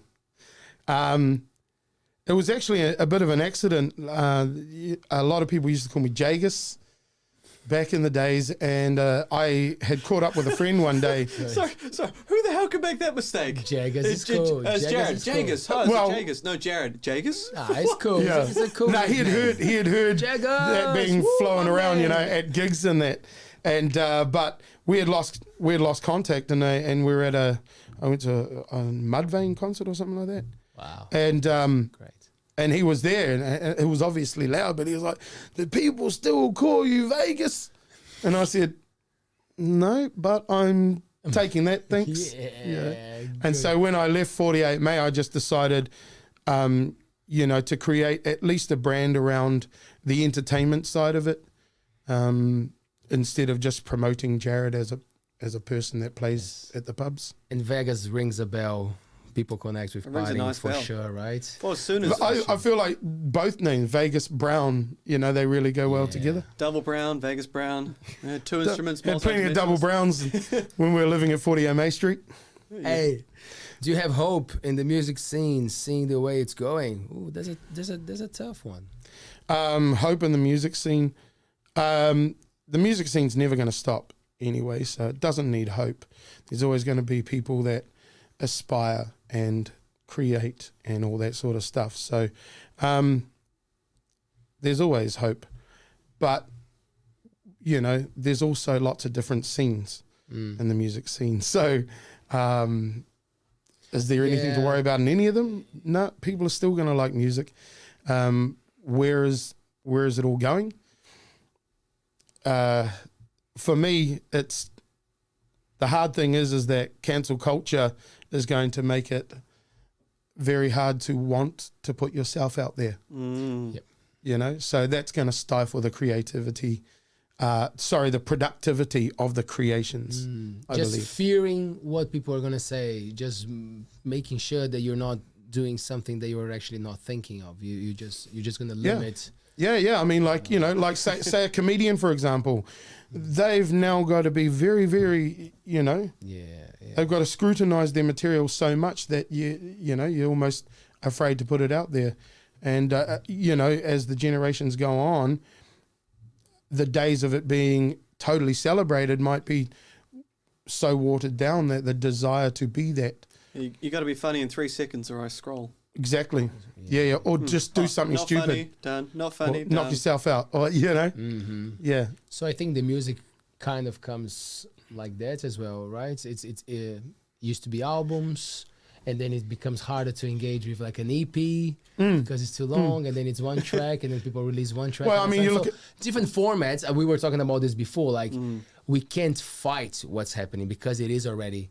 Oh no, there's no need to fight it. But it's just the understanding and seeing how you can go around it, because there's still vinyls being released and people doing beautiful things. I think it is what it is, and there is no need to fight it because the world keeps turning, change keeps happening. So, what we grew up, with wanting to package a CD and all that, now it's, I can't wait to see my thumbnail on the Spotify site or whatever. It's still the same thing in terms of how it makes you feel or what you aspire for. It's just the next generation and the next way that it happens. I think though that it's important to work out what you want out of music, not just not just fitting into because nowadays it's trends that influence everything. So, if you want a very, very active Spotify account and you want all the plays and all the likes and everything, you're going to spend hours and hours and hours and hours marketing. And it's all, and I commend anyone that does it, and it's great work. And you keep engaging your audience and all that. But then are you getting out there and playing enough? Because you feel like you need to get this many monthly listeners or whatever before you're big enough to even go out. And does that many monthly listeners actually convert to enough people coming out to the shows? And it also becomes a problem because if you want to try to apply for a competition or a grant, they are already asking that. Yes. They already ask, oh, we need to see your following. Oh, we need to see how much you're engaging. And you're like, oh, that's all of it now. It's clearly not about how good I am, or how good we are. No, like, but it never has been.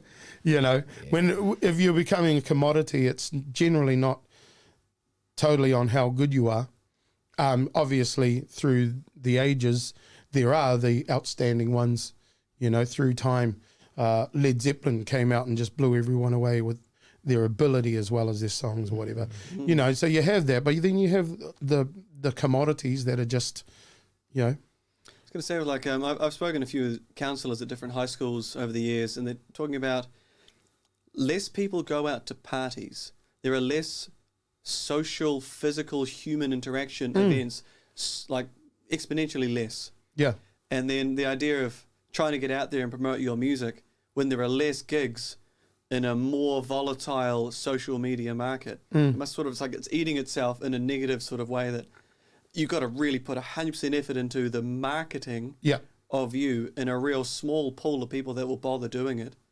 And less people are going to actually see you live. It's less banned. Yeah, absolutely.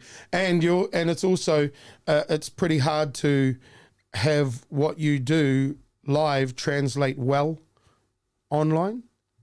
There's always that one final element that you're not getting when you're watching. Hey, look, you can have 30 camera angles and you can have, everything absolutely beautifully mic'd up and everything. And you appreciate all of that production value, but there's that one final little thing that you're not getting by not being there. And that's the vibe, vibe. That vibe that you can only feel within the room sort of thing. There's something cool I watched years ago with a New Zealand artist, Kimbra. Yep. And some reason, it was a YouTube channel, it was her like a festival having an interview. Oh yeah, I'll play you that.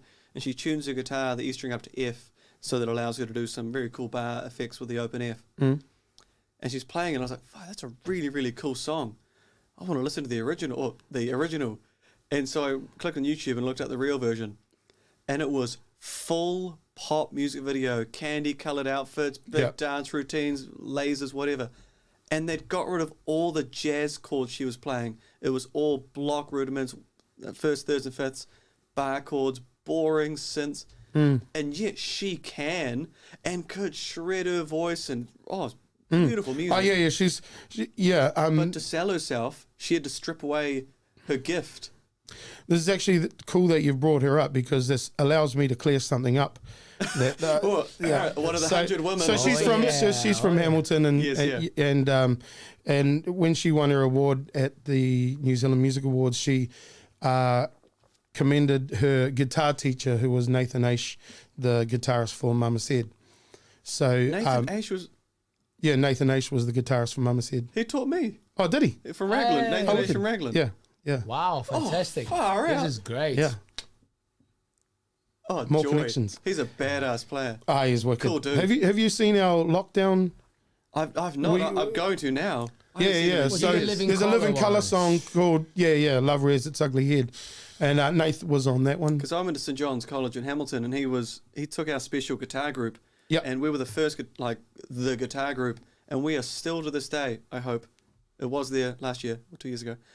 The guitar group, Nathan in the middle, and the group of us, 4 guitars, me on bass, and 1 drummer. Oh yeah. And that was badass. He took us to a concert band orchestral national competition, and we played as a guitar group, and we danced and did Michael Jackson. Cool.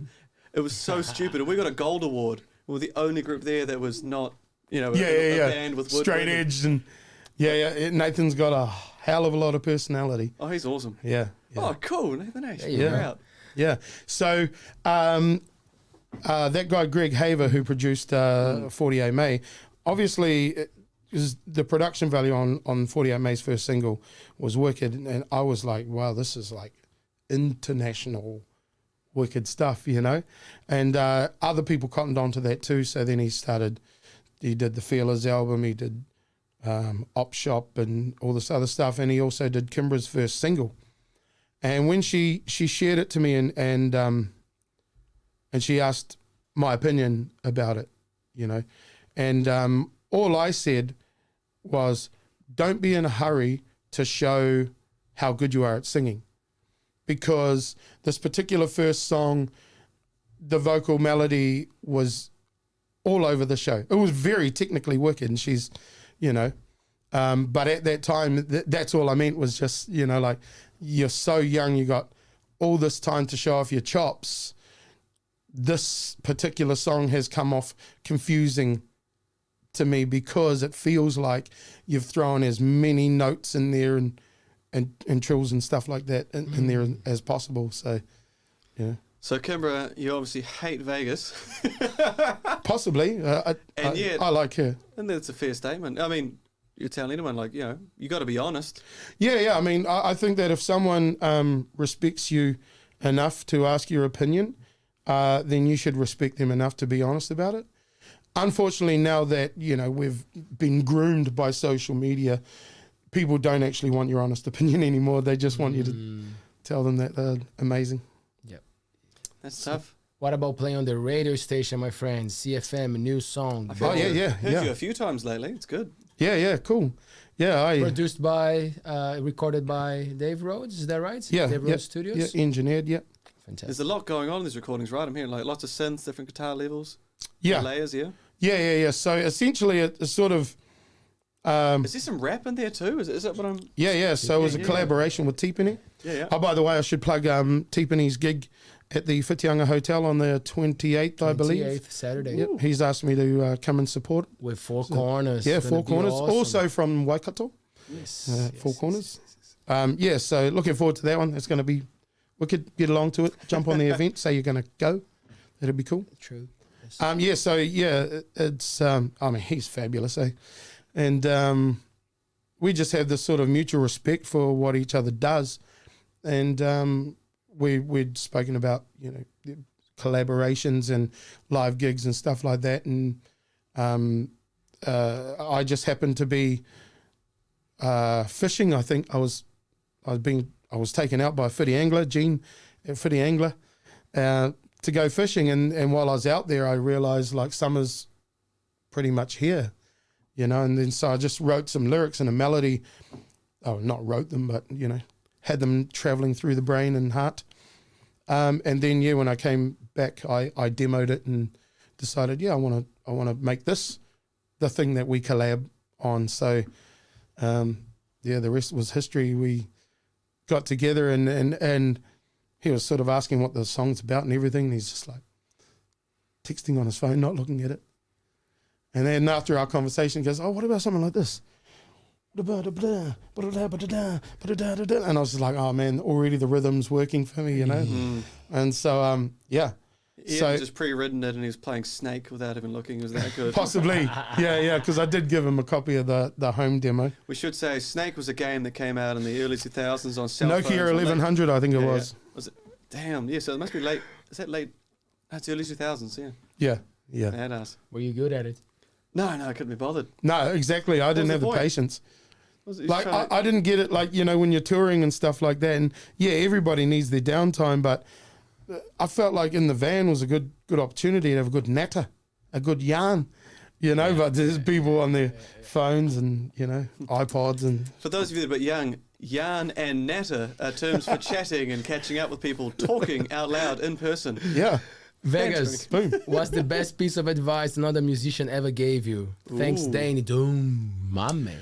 Probably the best advice someone ever gave me was don't listen to people telling you that you're amazing when they're drunk. And it's great because then it armed me with this whole defense piece where I didn't get sold on it, you know. Of course they're going to tell you you're amazing. You've just raged them out all night and given them a good night and helped them escape from their normal everyday life for a weekend, you know. So of course they love you and they love what you do, but don't get sold on the idea yourself. Otherwise you stop. You think, oh, I've done it now. Good enough. Yeah. Ooh, I liked it. Robo4, hi ALTBAYS. Thanks for the awesome show. Thanks for watching. Thanks for watching. Vegas is a legend in the whole New Zealand. Oh yes, he is. Vegas, do you have any hobbies or interests outside of music? And that is funny because we can connect to another comment that someone says, oh, Chloe, love you, Chloe. What's your favorite colored golf ball? So I think... Yeah, so golf is very much a big interest of mine outside of playing music. I find it's the ultimate opposite from what I do in the weekends, you know, very engaging weekends and throwing a lot of energy out there and whatever, and then golf sort of gives it all back when I'm out there. So favorite coloured ball is a particular ball from Callaway. And Do we get to guess? Like before, because I want to know this colour. You got a colour? What's Red. a guess? I was gonna go pink. All right, red, pink. you would be right because Oh yeah, bastard. I use this little they're called a True Viz, and it looks like a soccer ball. Oh yes. There's a little golf ball that looks like a soccer ball, so all the hexagons or whatever are red. Is the scene well represented here in Whitianga with the golf players? I wonder if I can get a slight endorsement for for Callaway golf balls for mentioning it on ALTBAYS. There you go. Put their logo there. Well, If you Thanks guys- for the questions. If you guys want to sponsor us, there you go. The Let's 5 do it. people that are listening, thanks so much. You can let the Callaways know. I think we have more. Woo! How do you feel about being an artist in such a small? Of course, you out there, you play a lot, but there's not a big scene in the Coromandel. And how do you feel about that? You really, really, really do miss it sometimes, but the lifestyle, you know, everything that you're given back by not having to sit at lights, or you know, everything that sort of city life sort of takes away from you, although there are things that it gives you, is more important to me, you know. So balance, freedom, clean air, space, you know, Space all for of your that. poochie. Yeah, he doesn't take up much, but you know, I like space. So yeah, I just think that you know, and nowadays, you know, collaborations online with each other, you know, sending stems here, there, and everywhere. You don't need to be together as much. I just miss the fun feeling of the days when bands did get together and help each other, and oh, blah blah blah, and that band's a good graphic or artist or whatever. Okay, he's going to draw the posters, and you know, I just miss all that excitement that is shared, you know, and then you know, putting a blah blah blah knows a few bars. Okay, they'll put the dates together, you know, and all that sort of stuff. I miss that. And I think the generation now, although they don't know it, they are missing that big time. Do you engage a lot on your social media? We're talking about all this. Not as much as I should, but then That sounds more like than I want to. that sounds like a good amount. That Yeah. was a great answer. Yeah. Not as much as I should, but more than I want to. Do you have a Vegas page and a Vegas Brown music page? I do, and I don't really. I just put everything on my normal me page, and so it's higgledy-piggledy. It's you know, there's no real plan. In fact, I didn't even set up my profile initially, and I hadn't even looked at it once it had been set up, and there were already like 2,000 friend requests on there because of the 48may days and everything. So, you know, the page was bigger than I ever could handle. You know, obviously social media is new, and the other thing too is that I like my life. You know, I like living my life without living it for other people. So it's a hard thing. Yeah, it's a beautiful place to be and live life. You did what, 15 years on the go all at once? It's a good stint. Yeah. It's now been 30. Wow. That's a bigger stint. Yeah. So, well, you're not that active, but you're definitely there. So, like, just tell people how do we ask for your song on CFM? Well, it's already on the dial anyway. But like, how do you get to listen to your tracks and get in touch if you want to have? Yeah. I mean. Yeah. So there's obviously the Spotify profile on there and that, and yeah, thank you to CFM for. Yes. I mean, they support. It doesn't even need to be New Zealand Music Month, and they're already, you know, they've got our backs big time. So, especially for around this area, and I was even talking to someone who works in Huntly, you know, who hears it, you know, over there too. So it's not a bad little reach for. No, it's good. For local stations, so I appreciate that. Yes. But yeah, jump on Spotify, bring my monthly listeners up, maybe at least by another 100 people would be all right. And you know, there will be more music coming out, and there'll be a video for the latest song, Over My Skin, pretty soon. I just got to talk to the guys at ALTBAYS about Filming coming and shooting it. Making it happen. Yeah. You came to the right place. Nice. Wait, And, do you guys do media projects, do you? I've heard. There's only a few cameras around here, but I've heard we do. Yes. We were talking to some other local artists about that too, and yeah, for that is a big thing. To be involved, to be part of this moment of you know, reviving, bringing gigs back, bringing more music out there, you know. Yeah. The artists. I think also like you know, outside of things like the Scarlet Festival or Oceans Festival or whatever, I think we can do better in getting more hit, you know, for ourselves as well.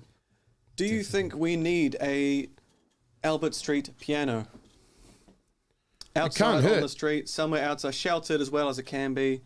Yeah, I Spray mean, a bit I of know waterproof 3 and songs shit. on the piano. Boom. I'll stop by, do Yeah. my Hill Street Blues, and yeah, they're cool, eh? Like, because every now and again you get a viral video of someone just absolutely killing it on something, you know. And imagine if we had something like that.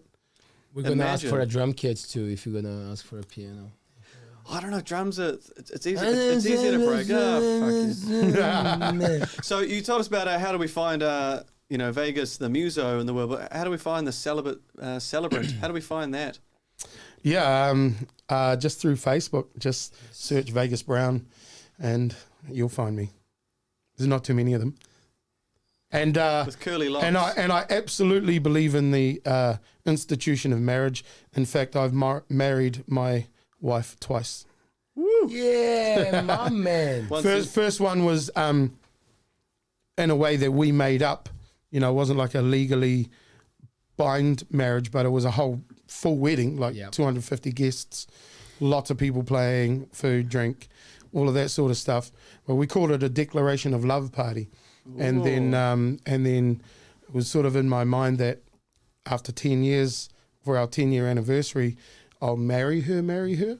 But I missed the 10th year, so I had to marry her on the 11th. That's cool. Still counts. Liz, by Hey, the it's way, still you two- and Liz, such a beautiful team, eh? Oh That's man, always, you know, always she's the wickedest thing about, you know, about our relationship and everything is that she met when I was in the peak of, you know, profile and fame and stuff. So she met the blowing out ego guy, you know, and like I said, I ended a relationship because I knew I was going to live the life. She met the living the life guy, you know, and still knew that there would be the good guy. Oh, not that I was a bad guy, but you know what I mean? Yeah. Oh, we all know what you mean, Vegas. We all know what you mean. But she knew that, you know, I'd level out into, you know, the loving partner that I am now and devoted to our relationship.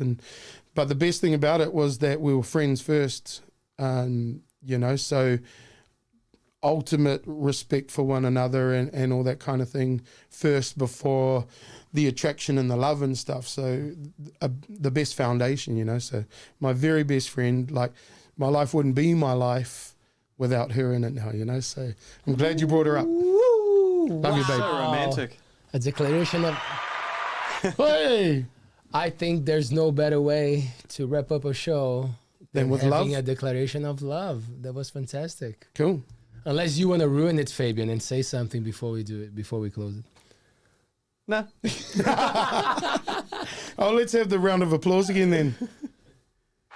Hey! Vegas Brown, man. Everybody in the Coromandel, everybody as one of our audience said, members of the audience said, you well known everywhere, but like for the people in the Coromandel, you represent so much, you know, because you're out there, you know, and sometimes it's a good night, sometimes it's not that busy, but then like people are like, Vegas Brown is rocking, man. You know, Yeah. So that I'm not gonna let a small crowd sort of ruin it for the, you know, the fact that it's only a small crowd ruin it for the small crowd that still turned up, you know. Yes. So and I mean, you know, I make the decision to live off it. So you know, you take the good epic bookings and everything like that, and then you know, contrast. Like I said, life's the got to love. have contrast. And the love. It's always with love because Liz is with me everywhere, so that's awesome. And now with Romeo as well. Woo. Yeah, what a team. Yeah. My man, thank you so much. What a pleasure. Thank you. Thanks for having me. Thanks to everyone that tuned in and the questions. That was a lot of fun. And yeah. Mr. Roberts? Nothing from me. Only don't read the end of Romeo and Juliet. Yeah. Okay. Go on. That's the advice. Mm. Okay. Thank you. Thank you so much. It's Thank you, been a Leo. great Thank show. you, ALTBAYS. Thank you. And we are back on Wednesday with Casper. It's Casper's birthday today. So happy birthday, my friend. Happy birthday, Casper. Yeah. Woo. Good man to celebrate his birthday. He's coming here on Wednesday. It's going to be a good show. Fantastic dude from New York City. Also involved with the music scene. We're going to have a good chat. And then on Friday, we have Grace Carter. She's a coach. She focuses on work with women, and it's going to be good. I'm going to learn a lot. So tune in Wednesday and Friday night at 7 p.m. Subscribe to our YouTube channel. You really support this platform by subscribing to our channel. We have very interesting people coming next week. I'm gonna keep it as a little secret for now, but yeah, you will hear from us. Thank you very much. Bye. Woo.